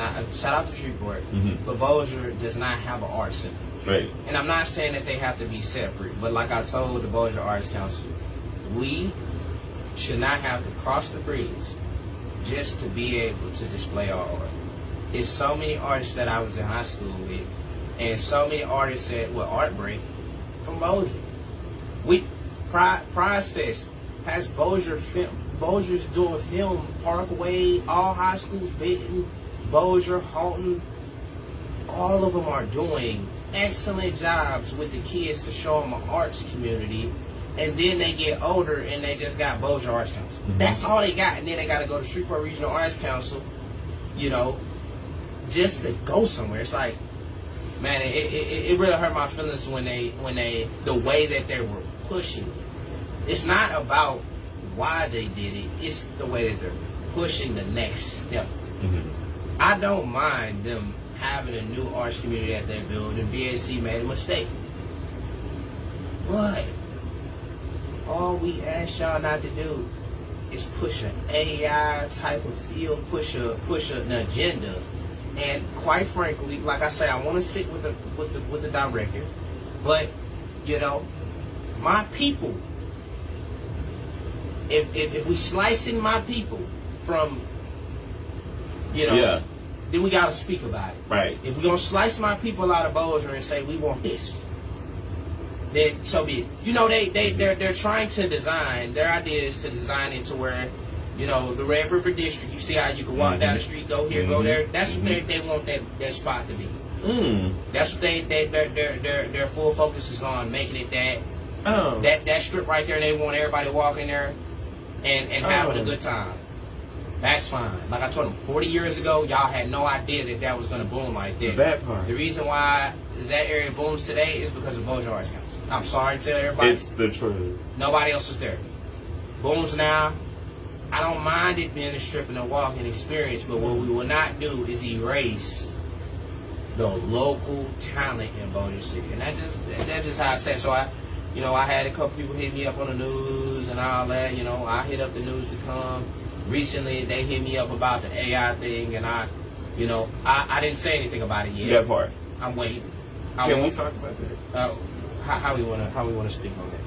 Cause my thing with AI, and I'm not saying that I use AI, but I use AI. Those are my covers.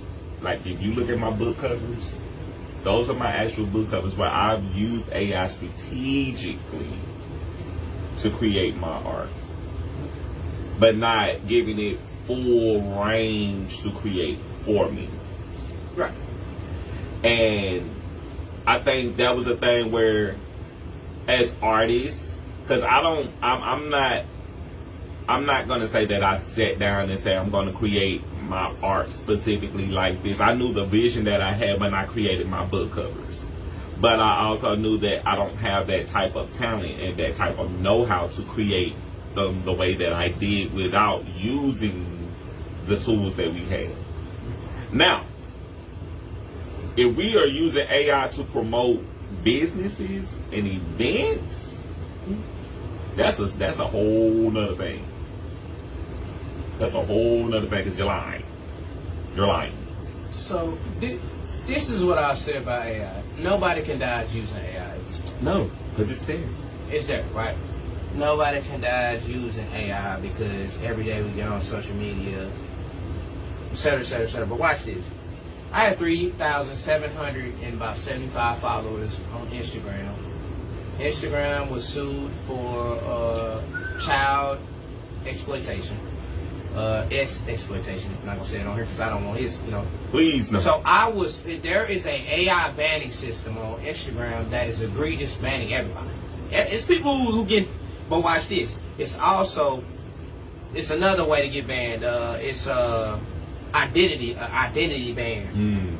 So with that identity ban, they're banning people because they feel as though that page is not them. Why are they banning people for identity bans? Because they're stealing their identity. What happens is, once you get banned on Instagram, in order for you to get your identity ban, your Instagram back, it's through sending your ID through. You have to send your ID to get your Instagram back. With that being said, now you have sent your identity to an AI system, which they have proved and they have told is an overseas metric that's watching that. So what's happening is our information is being stolen constantly through these AI systems, so they can use it against us. It will get used against us again. Oh yeah. Anytime that anybody uses AI, I'm not gonna say I'm just gonna bash everybody for using AI, but watch this. Study. That's it. That's all I want you to do. I want you to go study what it's doing to communities, study how it's coming, and then after that, if you still want to use it, that's on you. I'm not gonna ban you from using it. I ain't nobody. That part. I think that's where, when I started paying attention to how it started affecting the art community, I began to get more conscious. Shreveport Regional Arts Council. Yeah, that was a mess. Shreveport Regional Arts that was Council. That was a mess. Shreveport Regional Arts Council went through a big ordeal about that. Oh yeah. We went hard against it. Everybody went hard against it, and Shreveport Regional Arts Council are great people. I sat next to the person in question. She's a great artist, great person. And all I can say is, again, I want us to understand, to study all parts of what AI, because AI has, just like anything else, it's positives, it's negatives, it's hot, it's cold. So AI is just, it's where it's at. But in Bossier, again, Come on. Bossier has one art spot currently. One. They care so much. They have one art spot. So if we're gonna go on the second side, the second building or whatever, and we're gonna first post as a city, as Bossier City. This is political. My dad told me not to. He said, politics is not a black person's sport. So Bossier City has decided to post the AI flyer, and Jeff Landry himself has agreed to multiple AI institutions and AI buildings. So Bossier's only doing what Louisiana is doing. Yeah. And then Louisiana said, hey, fuck y'all votes. We're going to just do a redistrict. So now let's go all the way back to that, about their redistricting. I see a lot of people, saying that voting is going to change something. Shout out to every king, queen that thinks that voting is going to change something, but my opinion is they just threw out how many votes? Okay. I don't like thousands of votes got thrown away. Yeah. So if voting is going to change something, you tell them go get back all the votes they just thrown away. That part. We have to keep fighting and keep going. Look, go listen to Black. If you listen to Black, you'll understand that America has been this way for hundreds and hundreds of years. 250. Ain't no vote whatsoever gonna change what they want to do. For example, how many times are communities gonna say we don't want this AI data center in our community? Yeah, they're gonna do it. They ain't gonna do it anyway. So what I want to tell every person here in Louisiana is this: Louisiana is headed right back to where Louisiana started at. That's No. just the truth. If we want to sit here and act like it's not bloody cattle. if we want to sit here and act like Louisiana's not headed back to where it once was, where, you know, look at your examples in your cities. Look at the examples, man. Look at the examples. It's right in our face. Study. This is why I advocate for people to go and vote.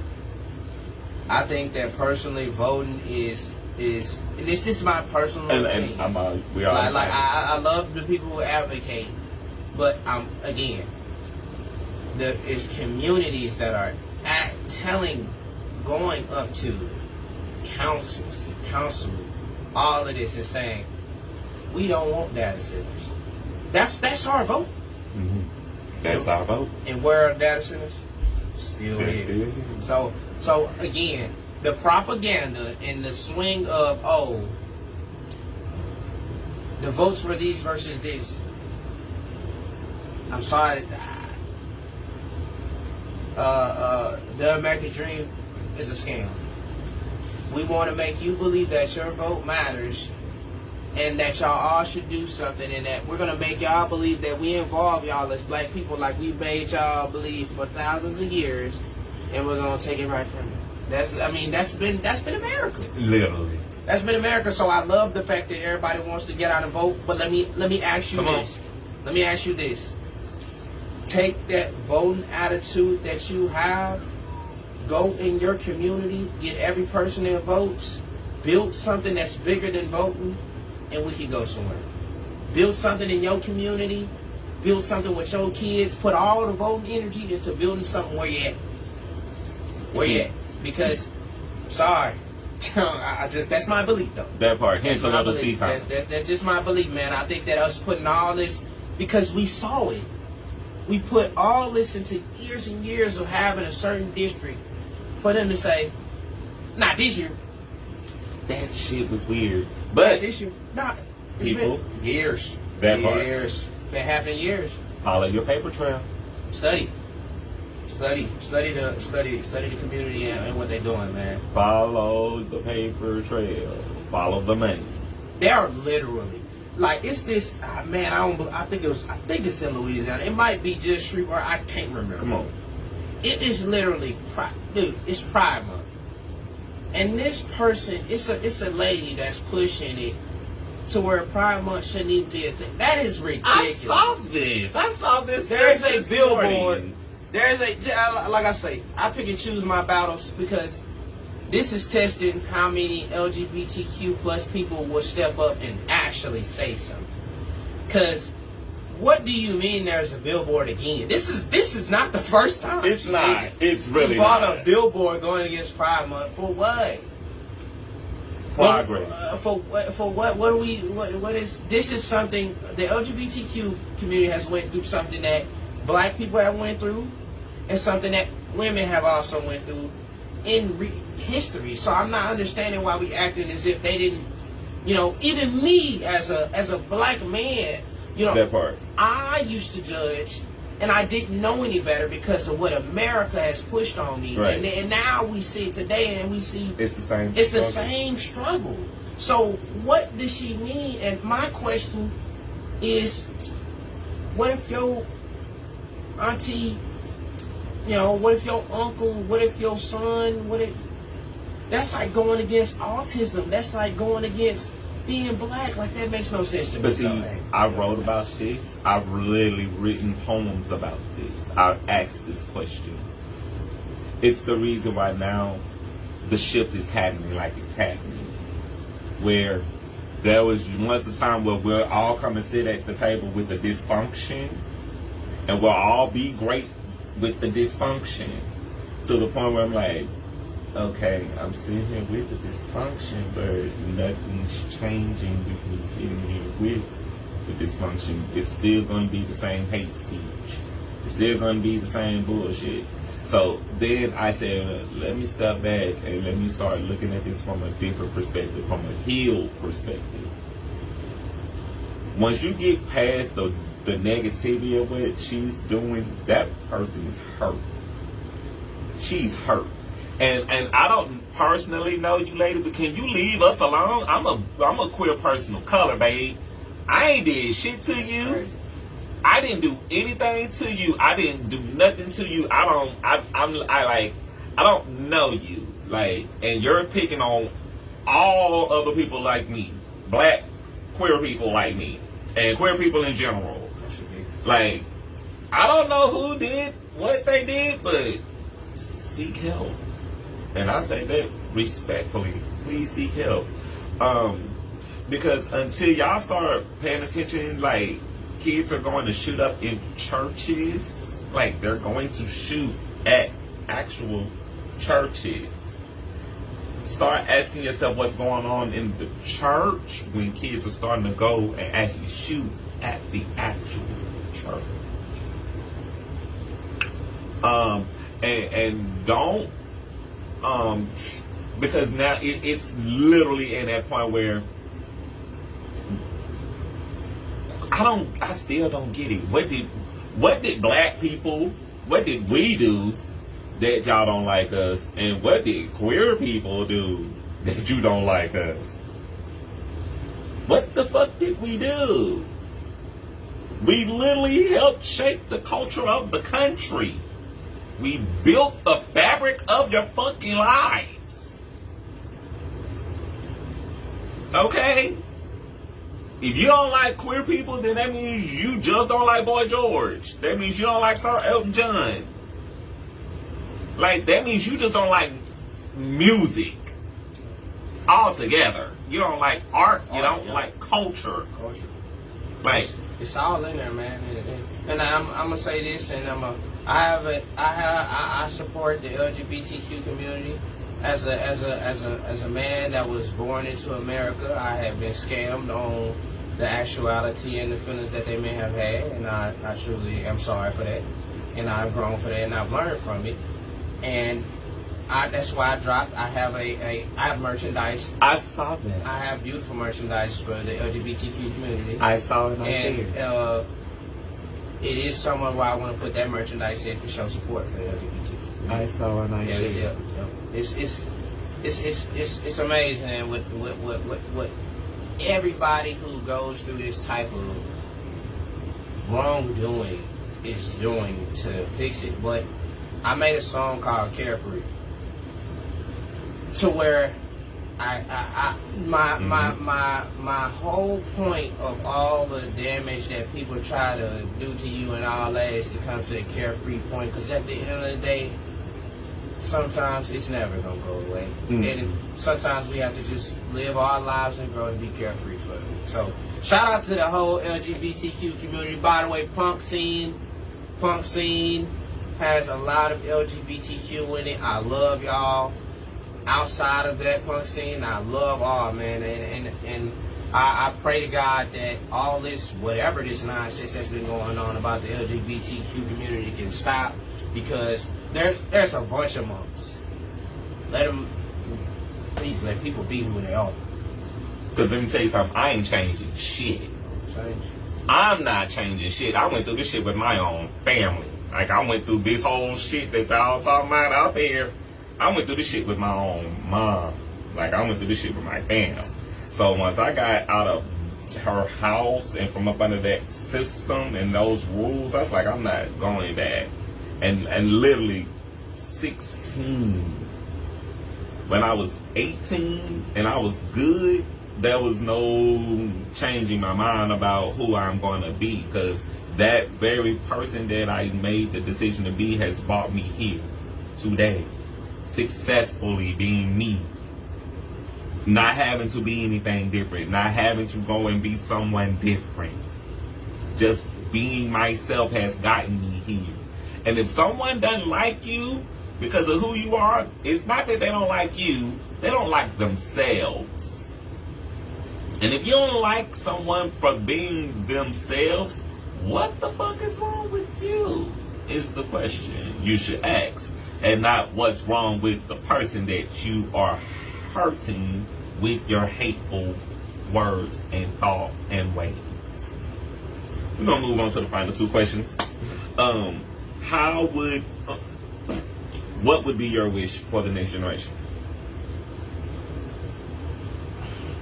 Okay, so our next generation, I'm seeing a lot of, I don't have any kids, right? Mhm. And I'm seeing a lot of my generation, actually, the new generation after mine are having kids before I have.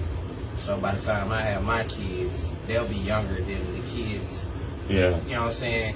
So it's like, my request to the newer generation is to, with so much access to the internet and so much algorithmic nonsense going on, it's a lot of lawsuits that social media is going into because they are prepping children to become nobodies, robots. A lot of jobs are saying now they want, the entry level jobs are saying they want people with experience. But how do you get experience? You gotta work. You gotta work there to get experience. But how I'm gonna work there if I have no experience? Right. A lot of jobs are dwindling. So I mean, it's hard, man. It's gonna be very hard for the next generation going into this robot age. And I just hope they stay spiritual with themselves. Stay creative. Stay away from the drugs. Stay away from this computerized nonsense. I didn't get a phone till I was about 16. Yeah. So I was real like in tune with myself and stuff like that. I couldn't get on computers and that. So played a couple video games here and there and this and that and other. But we're going into the next generation being a robotic generation. A lot of jobs gonna get cut. It's gonna be a lot of turmoil in a lot of rural places. And hopefully you can survive on knowing how to do things from hands, feet, and body. Because when you get on the phone and everything, it's just going to be so messed up. So my advice for the next generation is stay spiritual. Stay spiritual and connected with yourself first. And allow you as a person to build whatever you want to build instead of falling into the narrative of letting the robot tell your mind what to do. That part. I'm getting emotional right now. Yeah, because when you sit and you really, really sit, it's real dark where we're at. Like, it's real dark for everybody. Like, now the white people, it's white people who are starting to understand. They're getting woke. They starting to understand, like, I thought it was just the blacks that were going to get it, the LGBT. No, it affects you too. It affects anybody who is not making no big money. I'm just... That part. You know, the founding fathers are starting to die. Like you told me, the founding fathers who built the structure of everything are starting to die. It's starting to become, if y'all can't see, it's new founding fathers taking the spot. And they're completely confused on what to do. So they have been talking about if AI fails or if AI succeeds, what will happen? That's been the big question. If AI fails, we're going to have a bunch of data centers everywhere, a bunch of water that we don't have. When AI it's gonna because this is the reason why so far, the biggest reason why it's gonna fail, and I'm gonna let y'all go do y'all studying, but in my mind, it's because they're using water for it. You can't suck up all the water on Earth and think that it's not gonna stop working. I'm just, so I'm thinking maybe they got another planet that they trying to go to. I'm like, that's what I'm thinking. Like, I don't know what planet they gonna go to, but I'm thinking that they're gonna use all the resources here. And my whole idea of humanity is that it's been proven that there is other beings, right, that come to this earth, extraterrestrial beings and all this other stuff. They looking at the human society like they are dumb. They are fighting against each other, and if they can't find peace, what can we do for them? It's like, bro, we can't even figure out the next big thing that we could be doing because we all can't come together to do it. So that's why I say on that small scale, like if it's somebody you may not like, please have a conversation with them. It's really, all that is a bigger scale of humans literally don't understand how to work together. That part. Man, like work together and just, I hope the new generation just, but it's in a dark place. That part. And I'm going to elaborate just a little bit. Let me tell y'all something. Do you know when you're walking around like, I don't like that person and that person don't like me, that type of energy, it's like you literally give that shit permission to like stick on your walls. It's in your clothes. It's in your car. Like that shit is in your hair. It's in your body, in your DNA. And when you like literally just say, okay, I'm not gonna spend my time hating a person just for who they are or for any reason at all, like you can literally restructure your whole DNA. Like you can restructure your whole mind just by simply releasing just one piece of some negative shit. That's why I don't deal with negativity. And the person that I am, I'm about building bridges. I build bridges. And the minute I burn my bridge with you is because you did something that I don't need you to be coming back over there. Just stay over there. You keep your energy way over there. But if you are in a place where you can fix it, and I'm talking about if you know that that person means well, I'm talking about sincerely, genuinely, discerningly knowing that that person means you well, fix it. Because that very thing can literally open the next door to where your life is headed. And if you are not doing that, then you're literally putting your life at a standstill. But get off the soapbox. Final question, and then we're going to play Candy or Corn. How can we get involved with your music? How can people listen to your albums? Where can people find your music right now? Jaquan Davis is on all platforms, all music platforms, YouTube, Spotify, Apple, SoundCloud. I do have a SoundCloud as well. We do have a foreplay series. I did foreplay 1, 2, and 3. Those are there. We got Bleeding Green that's in there for kids. Obviously, we talked about Black, Give Me My Flowers is in there. We got a competitive local sport type project called Competition on SoundCloud. We got Sincerely sitting on all platforms. And then, yep. I think we covered it. And we got the Women's International Women's Day tribute type EP. So all that's out. A lot of music, over 50 songs. Like I said, 10 years doing it. So whoever hasn't listened to my music, it's a plethora of ideas and different genres of music that you can go listen to. And really, maybe that'll be new to you. I could be a new artist for you to want to book or to have a conversation with, hit up, work with, or develop. So that'll, Jaquan Davis on everything. New Instagram is Love Jaquan Davis. Old Instagram got deleted by an AI bot. Still trying to get it back. I'm literally trying so hard to get that back, but that's fine. Let me tell you something. Let me tell you something, King. I've had people literally steal my Instagram account. That's crazy.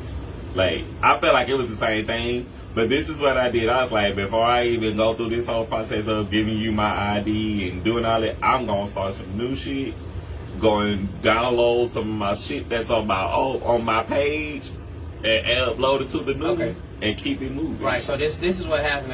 What's also happening. When the AI bans you, it ban your whole phone. So you can't remake a new account. But see, with mine, my account, the account that they banned first was a deactivated account, so it didn't ban the phone. Okay. It didn't ban my phone, so one of my accounts got unbanned, the other one didn't. So I'm like, it never even IP banned me. Right. But most of the time, it IP bans you. You can't make a Facebook or Instagram. Anything Meta involved, Meta glasses, you can't have a Meta glasses account on your phone. It IP banned you. Like literally, there's no customer support for it. The internet provider banned it. It's an IP ban. Like your phone, if you get on that Wi-Fi that was banned on it, it's an IP ban. It's not just to make a new account. Some people can't. They have to buy a new phone just to make a new account. Wait, so the internet provider? It's an IP ban because you got to understand they're banning some people for child exploitation, which alerts the police. Yeah, that part. So it's that big. It has to IP ban. It's a serious ban. It's not no game. It's not. Yeah. It's not no. They doing all this. They made this AI that strong because they got sued for allowing adults with children on their app. They got sued, and then they made the AI strong in the mud. Then now we're here. Where people like if they post at the beach or like me, I commented. So this is. I think I was banned because I commented under it was Mallory had a good friend that she allowed her daughter to perform on stage with her, and I commented on that daughter's Instagram, and she was underage, I believe. And when I made that comment, I interacted with a child, and that completely, the AI completely, it just banned me. I was like, so it's teachers who are getting banned. If they take a picture with their students, they're getting banned. Bikini wear is getting banned. But then you got some other people who can do a whole skit of more or less clothes, and it's like they don't. So it's the AI's out of control. It's just out of control, bro. They won't fix it. Y'all can go petition. It is a petition out right now. That part. For all bands of metal. It has over 70,000 petition signs. They know. So, you know, man, it is what it is. Hey, if your kids is using Facebook and Instagram, why won't they put an age? Why don't they put the age in everybody's bio? It should be full restriction and age on body. Like, it should be automatic that we see ages. That's why I think it's real funky. What they be see when they talk about, man, we go deep. We go deeper. When they talk about the LGBTQ community and how they frivolous about, you know, and I be seeing some of the stuff that, you know, I be like, that's all I'm gonna say about that. It be weird. Because it's people who really, you know, doing that, and they ain't even getting banned for real. It's like, bro, all right. Okay. Right. So I can get off the soapbox with this. Like, I totally respect your opinion. If you have a child that's on Facebook and Instagram and you don't know that your kid is using Facebook and Instagram, you're a bad fucking parent. Period. It's ridiculous. Because one, your kid shouldn't even be on Facebook or Instagram. If they're under like 18, if your kid's under the age of 18 and they have a Facebook and an Instagram, that's questionable.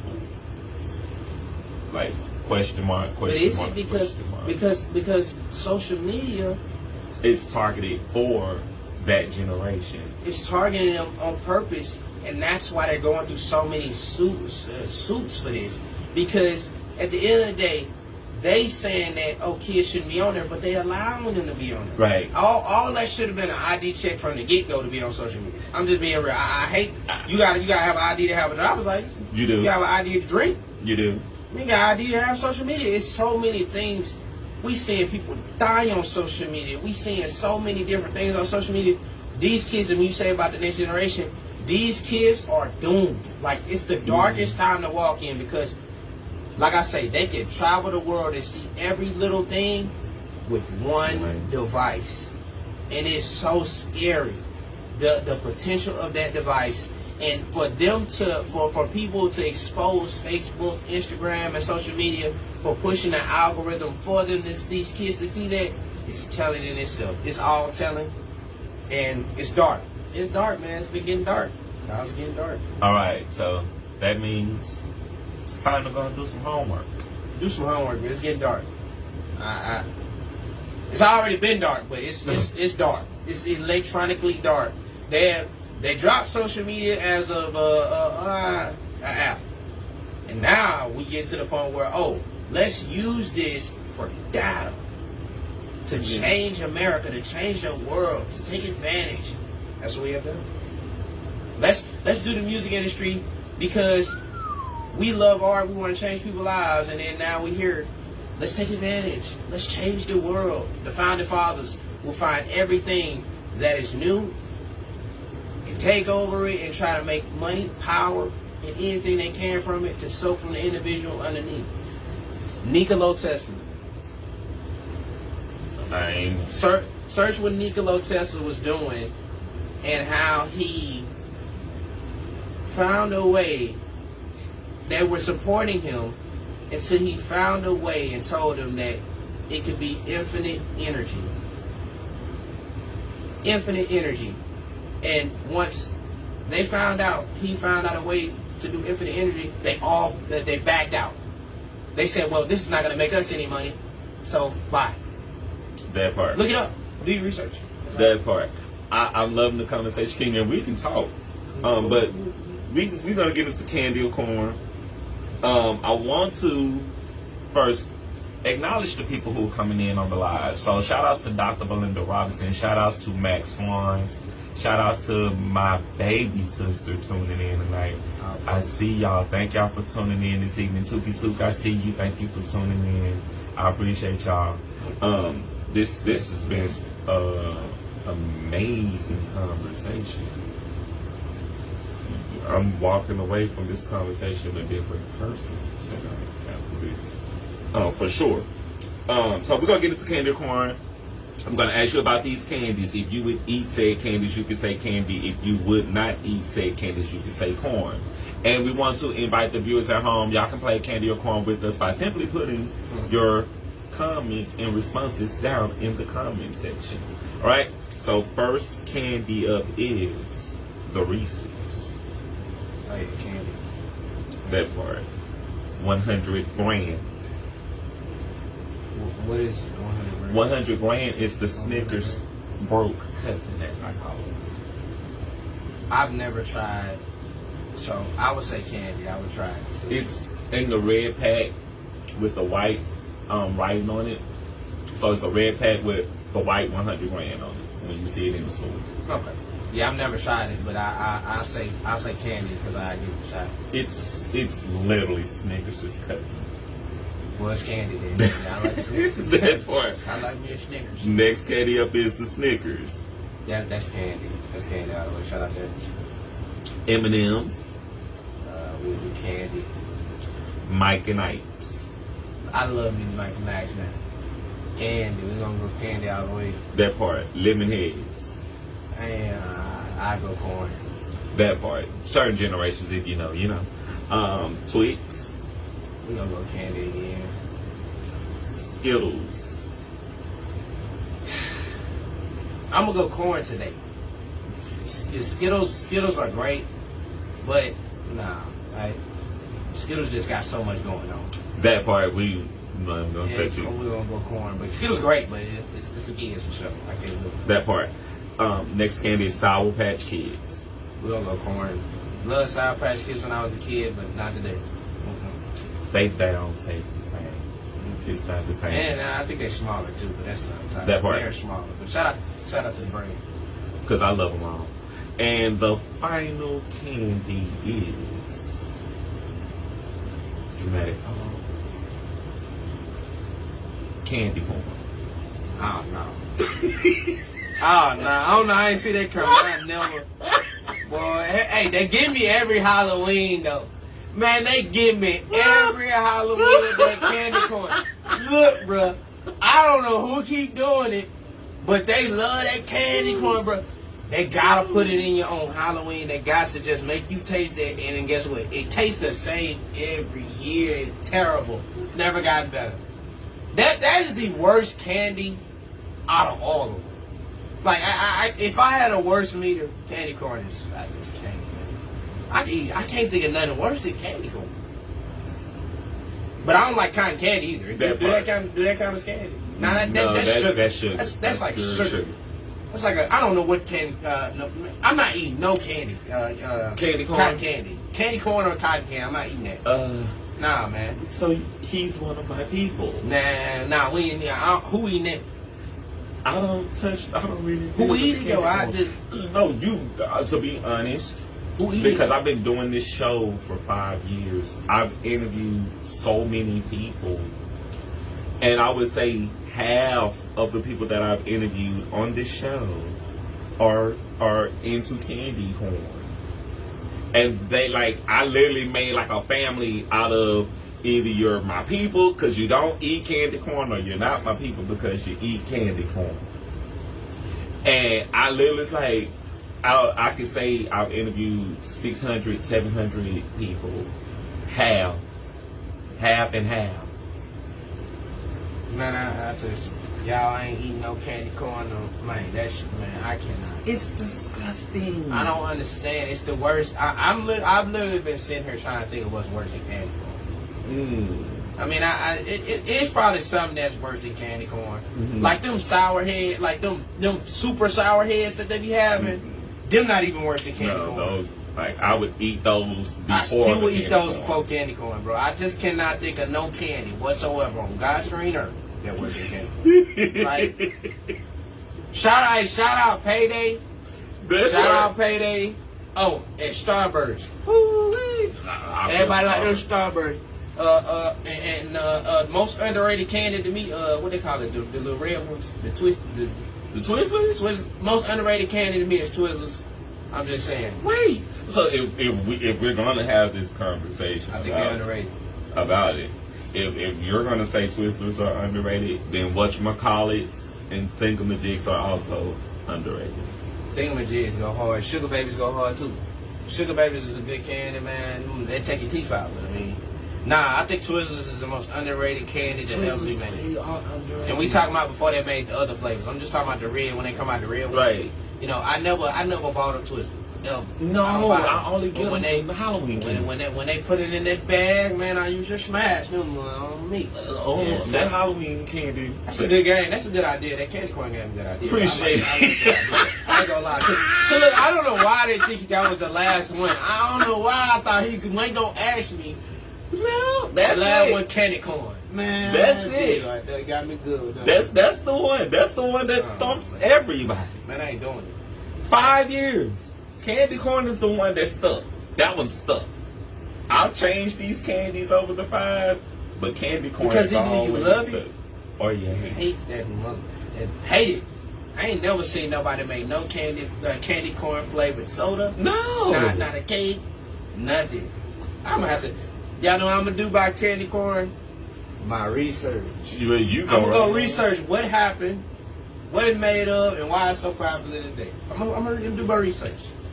Well, you research because before I eat some candle wax, because it's candle wax in my head, like That's crazy work. Because Like- it could be. like get it candy together. corn in my head is candle wax. It's probably just corn syrup. It probably is corn It syrup. literally candy corn. It's probably corn syrup. It's corn syrup. Literally. Yeah. Sugar corn syrup. Probably that's exactly probably what it is. That part. I just don't like it. I just don't like it. If I really wanted to go and eat candle wax, I would just go and get some candle Do it wax. come in a wrapper? No, they literally have them in like a pack. Like in a package. And it's just nothing but... And you just open the pack and you just pour that shit in like a glass dish and just sit it on the table. I don't think ants would eat candy corn. I don't think ants would. I don't, like if ants don't eat it, you shouldn't eat it. That's just my opinion. But to each his own. Thank you for playing candy corn. That was really cool because your whole breakdown of that was some different shit. So I appreciate that. I see my cousin coming in. Tiff, thank you for watching, Queen. I appreciate y'all tuning in. So how can people follow you on social media? Where can people go and listen to your music right now? Love Jaquan Davis on Instagram, Jaquan Davis on Facebook. I'm getting into TikTok because I keep getting asked to get into TikTok. Also, Jaquan Davis on all streaming platforms. And I'm working on my own website because I can't go through. And I was supposed to have been had a website because I got merch, music, I got so many different things that you can find. And a website would suffice for everything, and I can run my own website, and it's not gonna just crash like my Instagram did. So I seriously encourage everybody who listening to please work on your own website. That part. Please, because don't just have one way of following another person website or their app. You can get into app development and you actually can make your own app. That's a whole different topic. But please get your own. Like, Lord, get your own, man. Get your own. God bless the child that's got their own. But Jaquan Davis, all streaming platforms. Go listen to all sorts of projects. I'm more of a conscious artist than anything, so a lot of projects are up and down. Most of the time, you gotta listen to them all the way through. But tune in. You know what? I appreciate your interview today. It's a blessing. I appreciate your interview today because from where I met you until today, there's a shift, and it's a growth. And I feel like you went and got to know me before you came and did Tea Time. Oh yeah. Yeah, I got to know you. Like I say, when I wanted you on that, when I felt like I was like, this might be the one I need him on. I had already studied before that. How? What the? I studied before. I already studied. You know, because like I say, I was a little too. Cause when you told me you made a book, by the way, we're gonna get into that. We got me and him got some personal business to take care of. That part. But I don't read books, but you know, I'm literally gonna read his books. You know, and when he told me he made books, I just was like, books? You making books? Because I'm thinking, me being kind of big headed 2 years ago, I'm thinking like, I'm the first one around here might make a book. There's plenty of people who are we all been doing that, so why you being like that, you know what I'm saying? Yeah. And today I'm humbled, and I need to read these people's books so I can understand how to make a real good book. Yeah. But I'm working on a book for Bleeding Green, the bedtime story, for kids. So I'm working on a kids book. And I had done so much studying on the events and how you been with Shreveport Green, and you just been everywhere. I was just like, bro. Then I started looking at all the tea time. I'm like, bro. I'm like, dude, season what? Yeah, 15. Man. Yeah. I'm wrapping this show up in New York. Season 15. I'm wrapping up season 15 in a few weeks. There I have it. Y'all heard it yourself. We wrapping it up this season in New York. I'm going to New York to wrap up. You heard about what New York just did? New York thriving right now. The Knicks. They thriving right now, so... Bro, I'm talking about New York like every week. I've been talking about New York every week on Tea Time since I've literally been talking about New York on Tea Time. Let's get into this tea spill because I got a lot to get into. So, have y'all seen this breaking news? Caddo Parish's wastewater allegedly shows the highest signs of methamphetamine levels in the world. If y'all didn't see this on your news coverages, if they ain't talking about this on social media, I literally came across this. And I was like, how? Meth in our water? And no one's talking about it? I made a joke about it. What's the joke? I like the joke. Somebody was like, some of this must be in this water. I said, yeah, meth. I told him, I was like, dead serious. That's why it's so good. That's why it's so good. Yeah,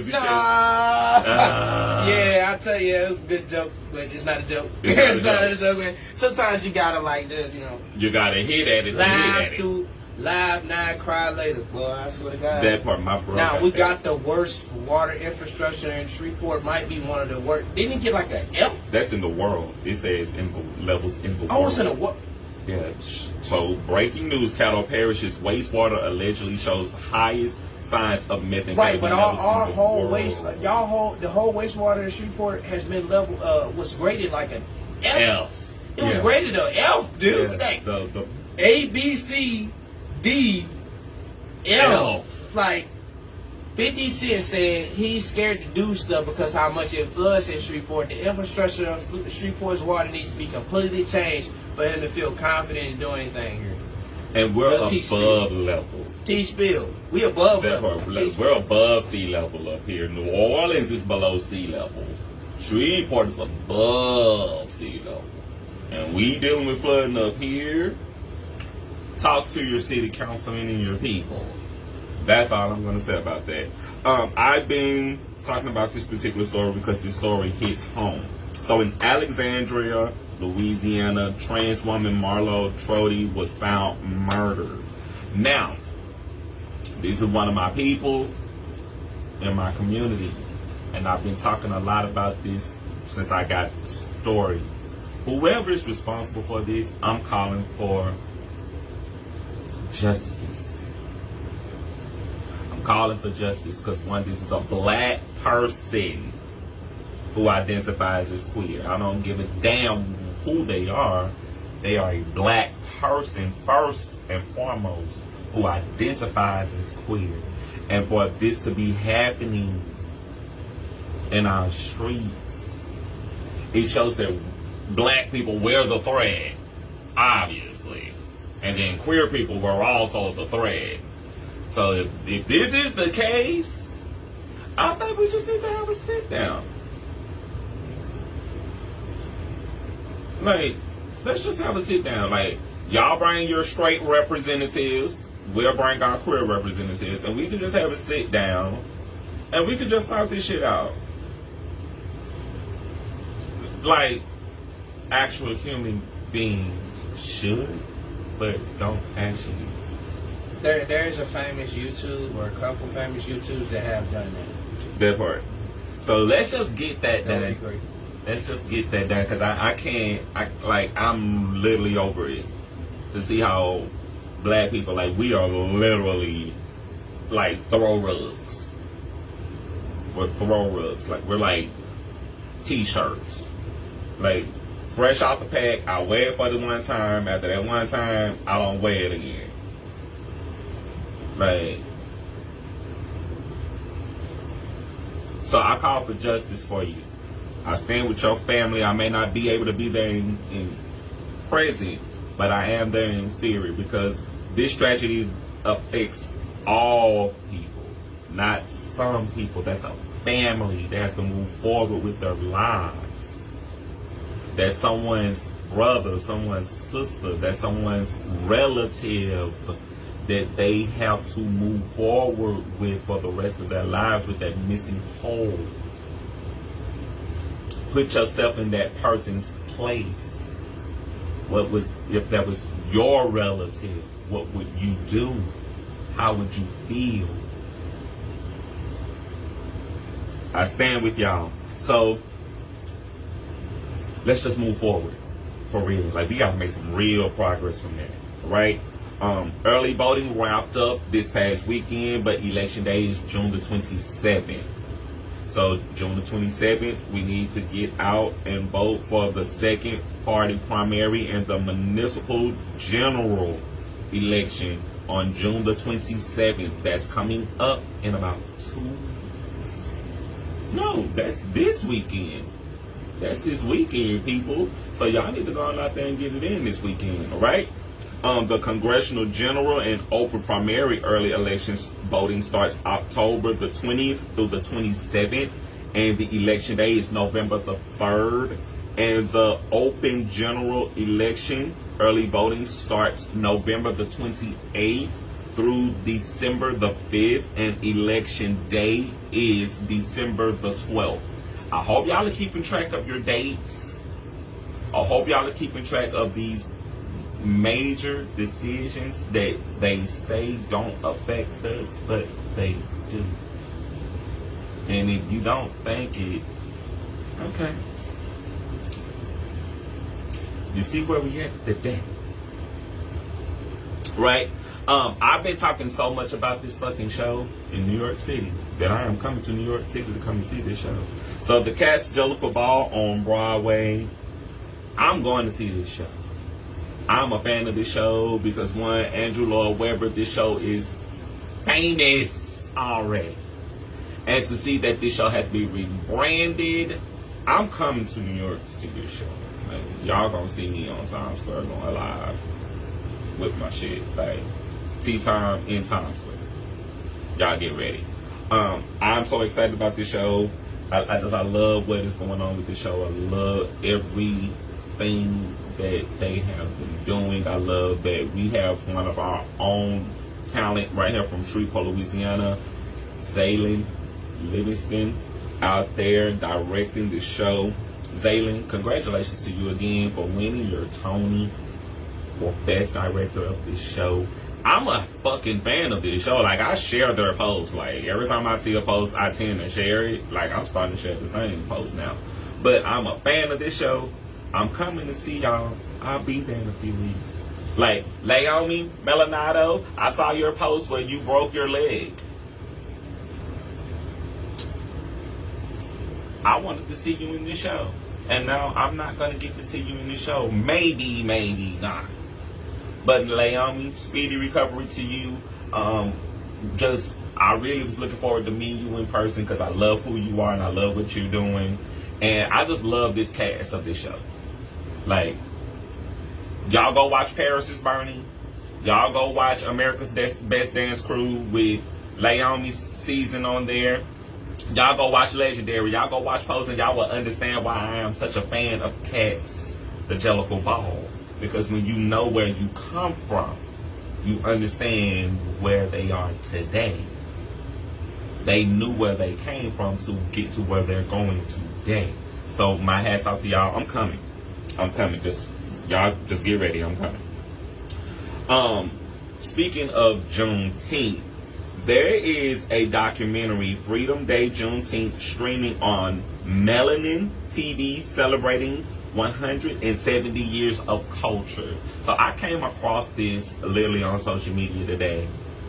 Since we are coming down from Juneteenth weekend, there is an actual documentary that's out there on a black network talking about Juneteenth and how it has affected our culture for 170 years. 170 years. It's so weird that America's celebrating 250 years, and Juneteenth is being recognized now 170 years. It's so funny when we look at that, when we just look at the math, how we're still influencing culture even into the 250 years of this country. We're still on their fucking tracks 170 years later. Who's creating the impact here? You choose. I gotta give shout outs to Small Town Rage. Small Town Rage is hosting some events in a couple of weeks through Pace, and they're going to be hosting a book launch and reunion Saturday, June the 27th. They're going to be over at Central Art Station in the engine room from 5 p.m. until 7 p.m. And they're going to be hosting longtime activist, filmmaker, and author David Highland. So y'all don't miss this event. I'm definitely going to make my face in the place for this, because I got to meet this guy, period. So I can understand what he's about, what he's doing, and how he has been of service in the community and of the culture for what he's doing with Pace. So y'all don't want to miss that. And on the 28th, More Books, Booze, and Bad Decisions, Last Call for Rage is going to be Sunday, June the 28th, 3 p.m. until 6 p.m. at Central Station in Shreveport, Louisiana. Y'all do not want to miss this event. So y'all get yourselves geared up for that and go out and have some fun. Good fun. And be safe, because we got to continue to be safe. Now, I've been talking about this since the Knicks won. I am still celebrating the Knicks over here. Congratulations to the New York Knicks winning the NBA Finals in over 50 years. 1973 was their previous win before this newest win. So Knicks, because I'm coming to New York, I gotta turn up for y'all and just congratulate y'all one more time. Shit's crazy. And I gotta send shout outs to Remy Ma and French Montana and Max B for that track.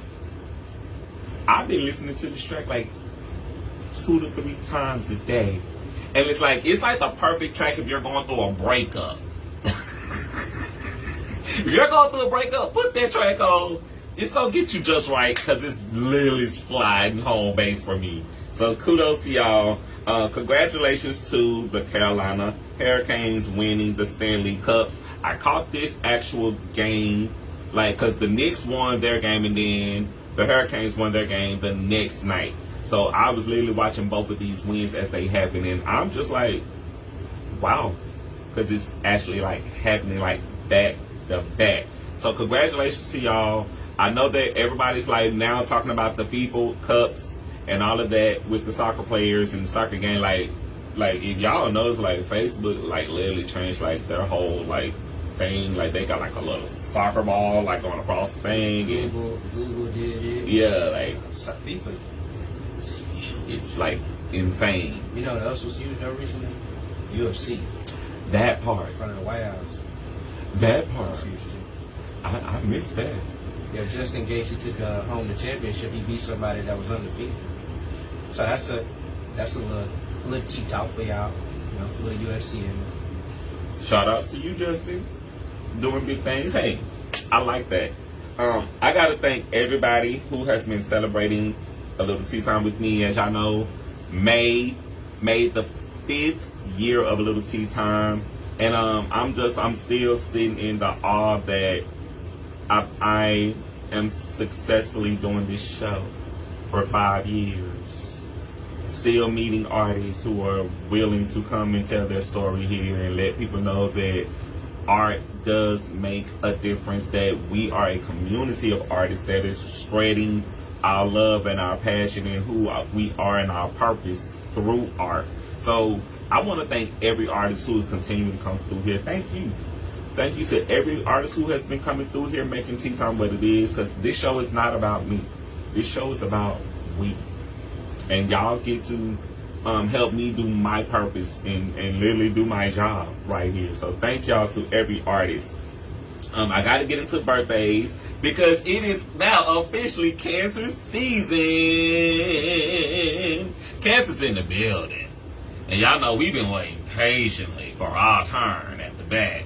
So, first and foremost, before I get into all of my Facebook followers who are celebrating birthdays, if you are a Cancer, June or July, I love you. Because you're my people. And we are it. Don't let them tell you anything different. Cancers, we are the shit. They say we're the crybabies of the Zodiac. No, we're the emotional intelligence of the Zodiac. And don't get it twisted. We're cool about shit. We just don't take shit. And when we're crossed is when you get the real shit. So be mindful. I gotta celebrate all of my Cancer celebrating birthdays today. Happy birthday to Azaria. Azaria, we did the fashion show together. Happy birthday to you. Happy birthday to my cousin Nikki. Happy birthday to Natasha. Happy birthday to my other cousin Bobby Wop. And happy birthday to Calvin. Happy birthday to y'all. Y'all know I got to get into celebrity birthdays because I do celebrate celebrity birthdays. So happy birthday to Roblox star Moody Unicorn Twin. Like both of them are celebrating their birthday today. Let y'all understand. But happy birthday to y'all. Happy birthday to actor Lee Min Ho. Happy birthday to actor Sean Cuffman. Happy birthday to Real Housewives of Atlanta star Portia Williams. I didn't know she was a Cancer until I literally did the research today. That explains it. Got it. So happy birthday to you, Portia. I actually am like blown away because I actually like you as a person, but I didn't at first until I started like playing back all of the different conversations and stuff about you when I figured out you were a Cancer. It's like that makes sense, personality wise. So happy birthday to you, Portia. I actually am a fan. Like, been a fan, but now more of a fan since I did my research. Happy birthday to actor Bruce Campbell. Happy birthday to model Queen Kamara. Happy birthday to actor Donald Faison. If you're a kid of the 90s, you know who Donald Faison is. If you're not a kid from the 90s, he's the dude that's in the whole internet commercials with the other guy. That's him.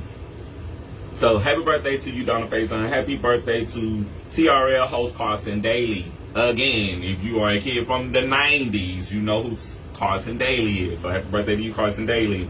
Happy birthday to reality star Bob the Drag Queen. Happy birthday to acting royalty Patterson Joseph. Happy birthday to pop music royalty Miss Girls Just Wanna Have Fun herself and the LGBTQ rights activist Cindy Lauper. Happy birthday to her.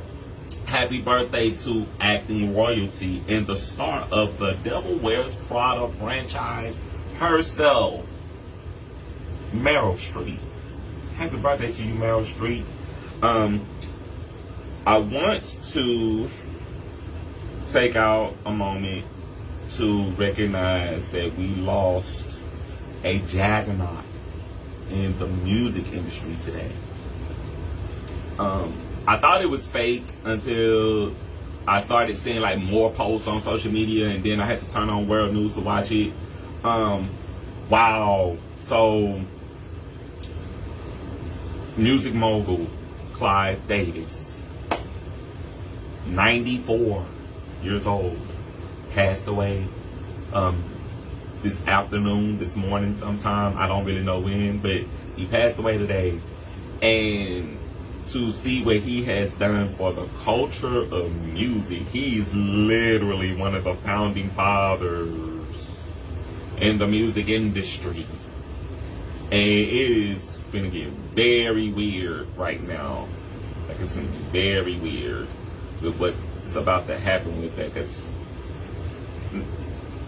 how do you replace like Clive Davis, who runs the music empire? Like, who steps into that? Like, who takes over the Jaquan Davis empire when you're done? Who does that? You know? So, like, I really sympathize and empathize with the fam. Wow. Because I'm a kid of the 90s. I grew up listening to the artists that he literally bought to us. He bought us Whitney Houston. Like, Clive Davis bought us Whitney Houston. He bought us Alicia Keys. He bought us Bruce Springsteen. Like, your favorite music artist is probably someone that Clive Davis brought to the table. Wow, it's so weird to sit in that.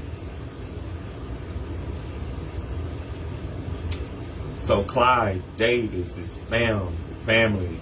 My heart to y'all tonight. I don't really know how to feel for y'all, because I get it. Someone just lost their dad. Someone just lost their brother. Someone just lost their husband. It's not about the business. It's about the human being. They just lost their a person in their life that's not gonna be easy to replace. So my condolences to your family, to everyone connected to Clive. I send you guys love. I send y'all healing energy. I send y'all peace. And I just, wow. I don't know. But that's it. That's all I have for y'all. Damn. Like, and I was so engulfed in wanting to get into the music business as a kid. Like, I was like in my head that I was gonna meet Clive Davis one day. That's how engulfed into music I was. Like, I was like, when I get into the industry, he's the person I want to meet, because he's like the person that bought Whitney Houston, and Whitney's one of my idols. And so he became like the person behind my idol. That's like, if he put her on, he don't have to put me on. Like, I want to work under the person that put Whitney on. So, wow, I never really got to meet you, Clive, but thank you for what you've done for music, for the artists that you inspired me to meet and love and know. So thank you, Clive. To everybody who has been a part of the Coming Full Circle brand, y'all know we are celebrating 10 years this year. I am so grateful that I have met every last one of my royalty readers. Y'all have changed my life. All of the 10 years, every person that I met, the people I'm meeting, the new royalty readers, I'm just so in awe of y'all. Thank y'all so much, because y'all really helped just change my life. Like, I was just a guy that just wanted to be a writer. I accomplished that, and then the fact that people started buying my actual work, and seeing that people believe in the work that I put out, I am nothing without y'all.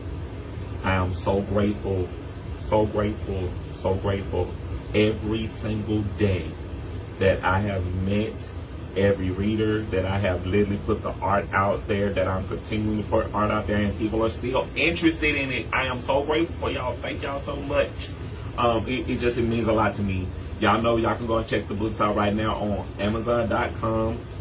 Jarius, Jarius, Dion, Deyond, and y'all can get into the books over there. I appreciate y'all. If y'all are interested in purchasing the books directly from me, y'all can go ahead and just hit me up right on my Facebook, hit me up on my Instagram. Y'all can email me. I got you, right? I gotta thank everybody who has been rocking with me with A Lil Tea Time. Y'all know we are still celebrating these 5 years, and it is amazing that y'all have been rocking with me, that y'all are now going over to my channel, y'all subscribing to my YouTube channel. I thank you to every one of my royal subscribers, man. I love y'all so fucking much. It really does my heart good to see that people are interested in positive content, and content that is making a difference in our communities, that is changing the world. I thank every last one of y'all for that.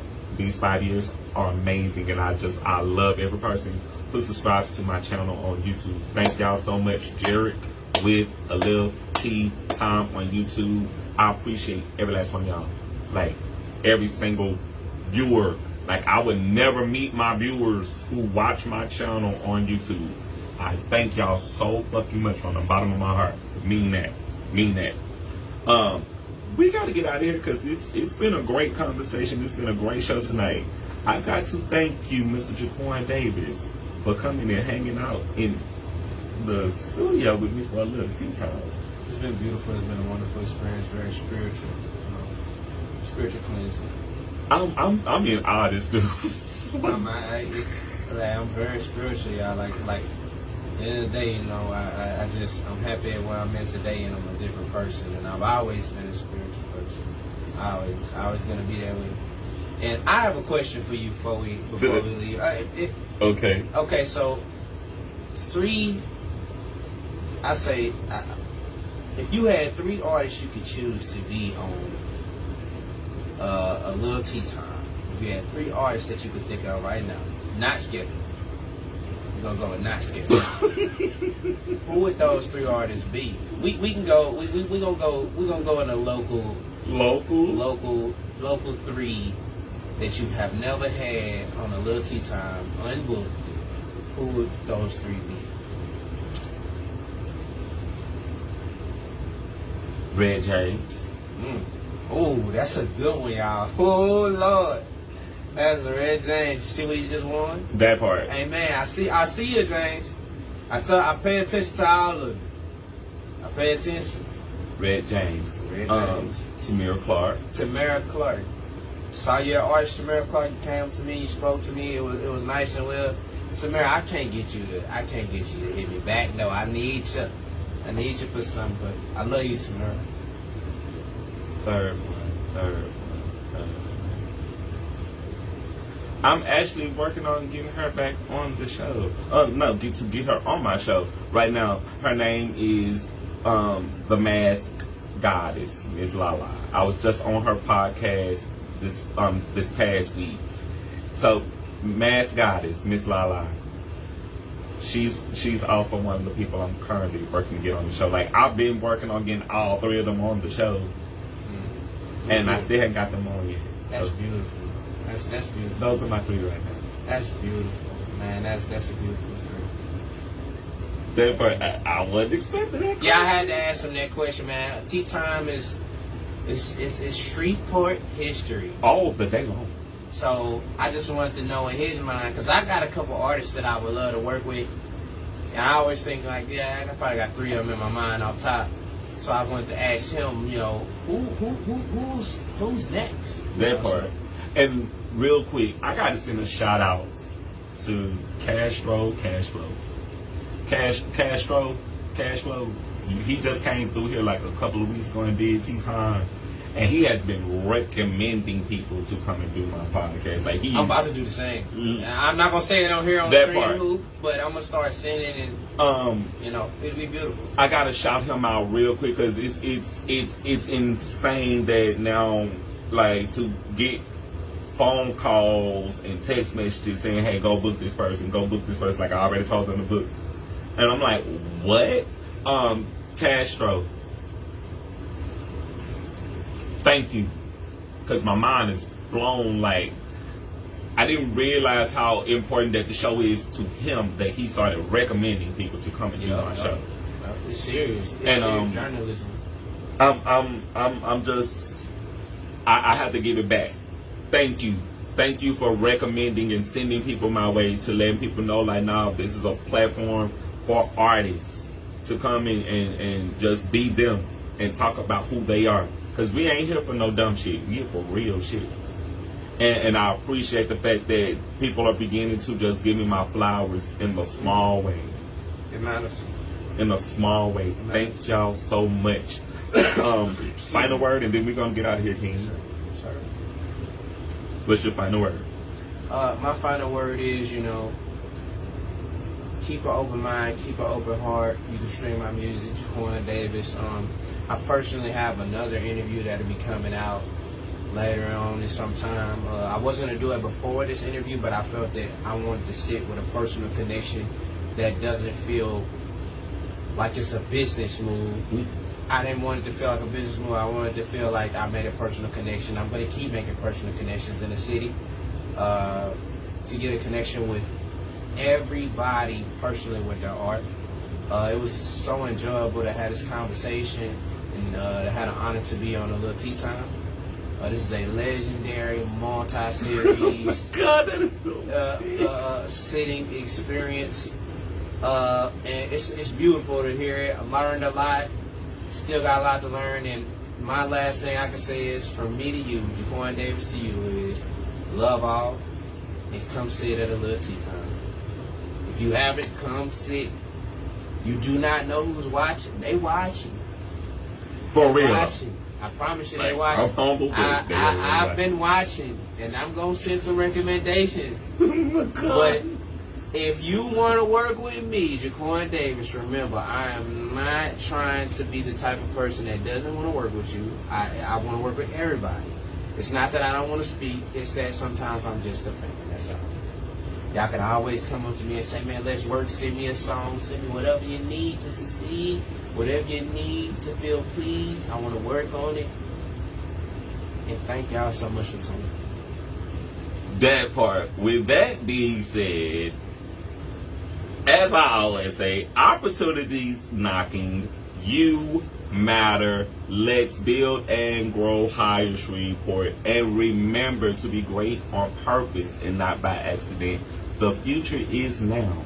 I am Jerrick, aka Jerrick, your favorite published author's favorite published author, and your host of A Lil Tea Time. With tonight's guest, this was an amazing interview. Very amazing interview. Mr. Jaquan Davis King, thank you for coming to hang out in the studio with me. Y'all, this has been a great opportunity and a great interview, but we really gotta get out of here. Right? I love you guys. Peace. Welcome to A Lil Tea Time. Y'all ready? Welcome to A Lil Tea Time. Oh yeah. Welcome to A Lil Tea Time. Who listening? Welcome to A Lil Tea Time. Alright. Yeah. Welcome to A Lil. Welcome to A Lil. Yeah. Welcome to A Lil. Welcome to A Lil Tea Time. Welcome to A Lil Tea Time.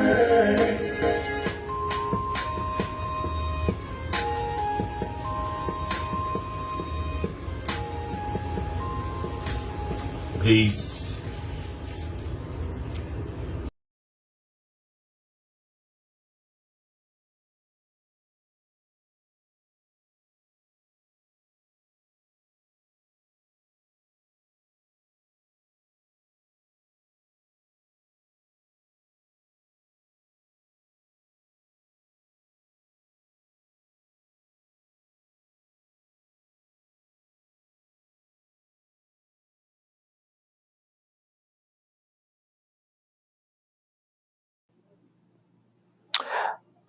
If you like this footage, Stay tuned to what's next. And thank you, my royal subscribers, for tuning into this episode of A Little Tea Time. Love you guys. Peace. Be well.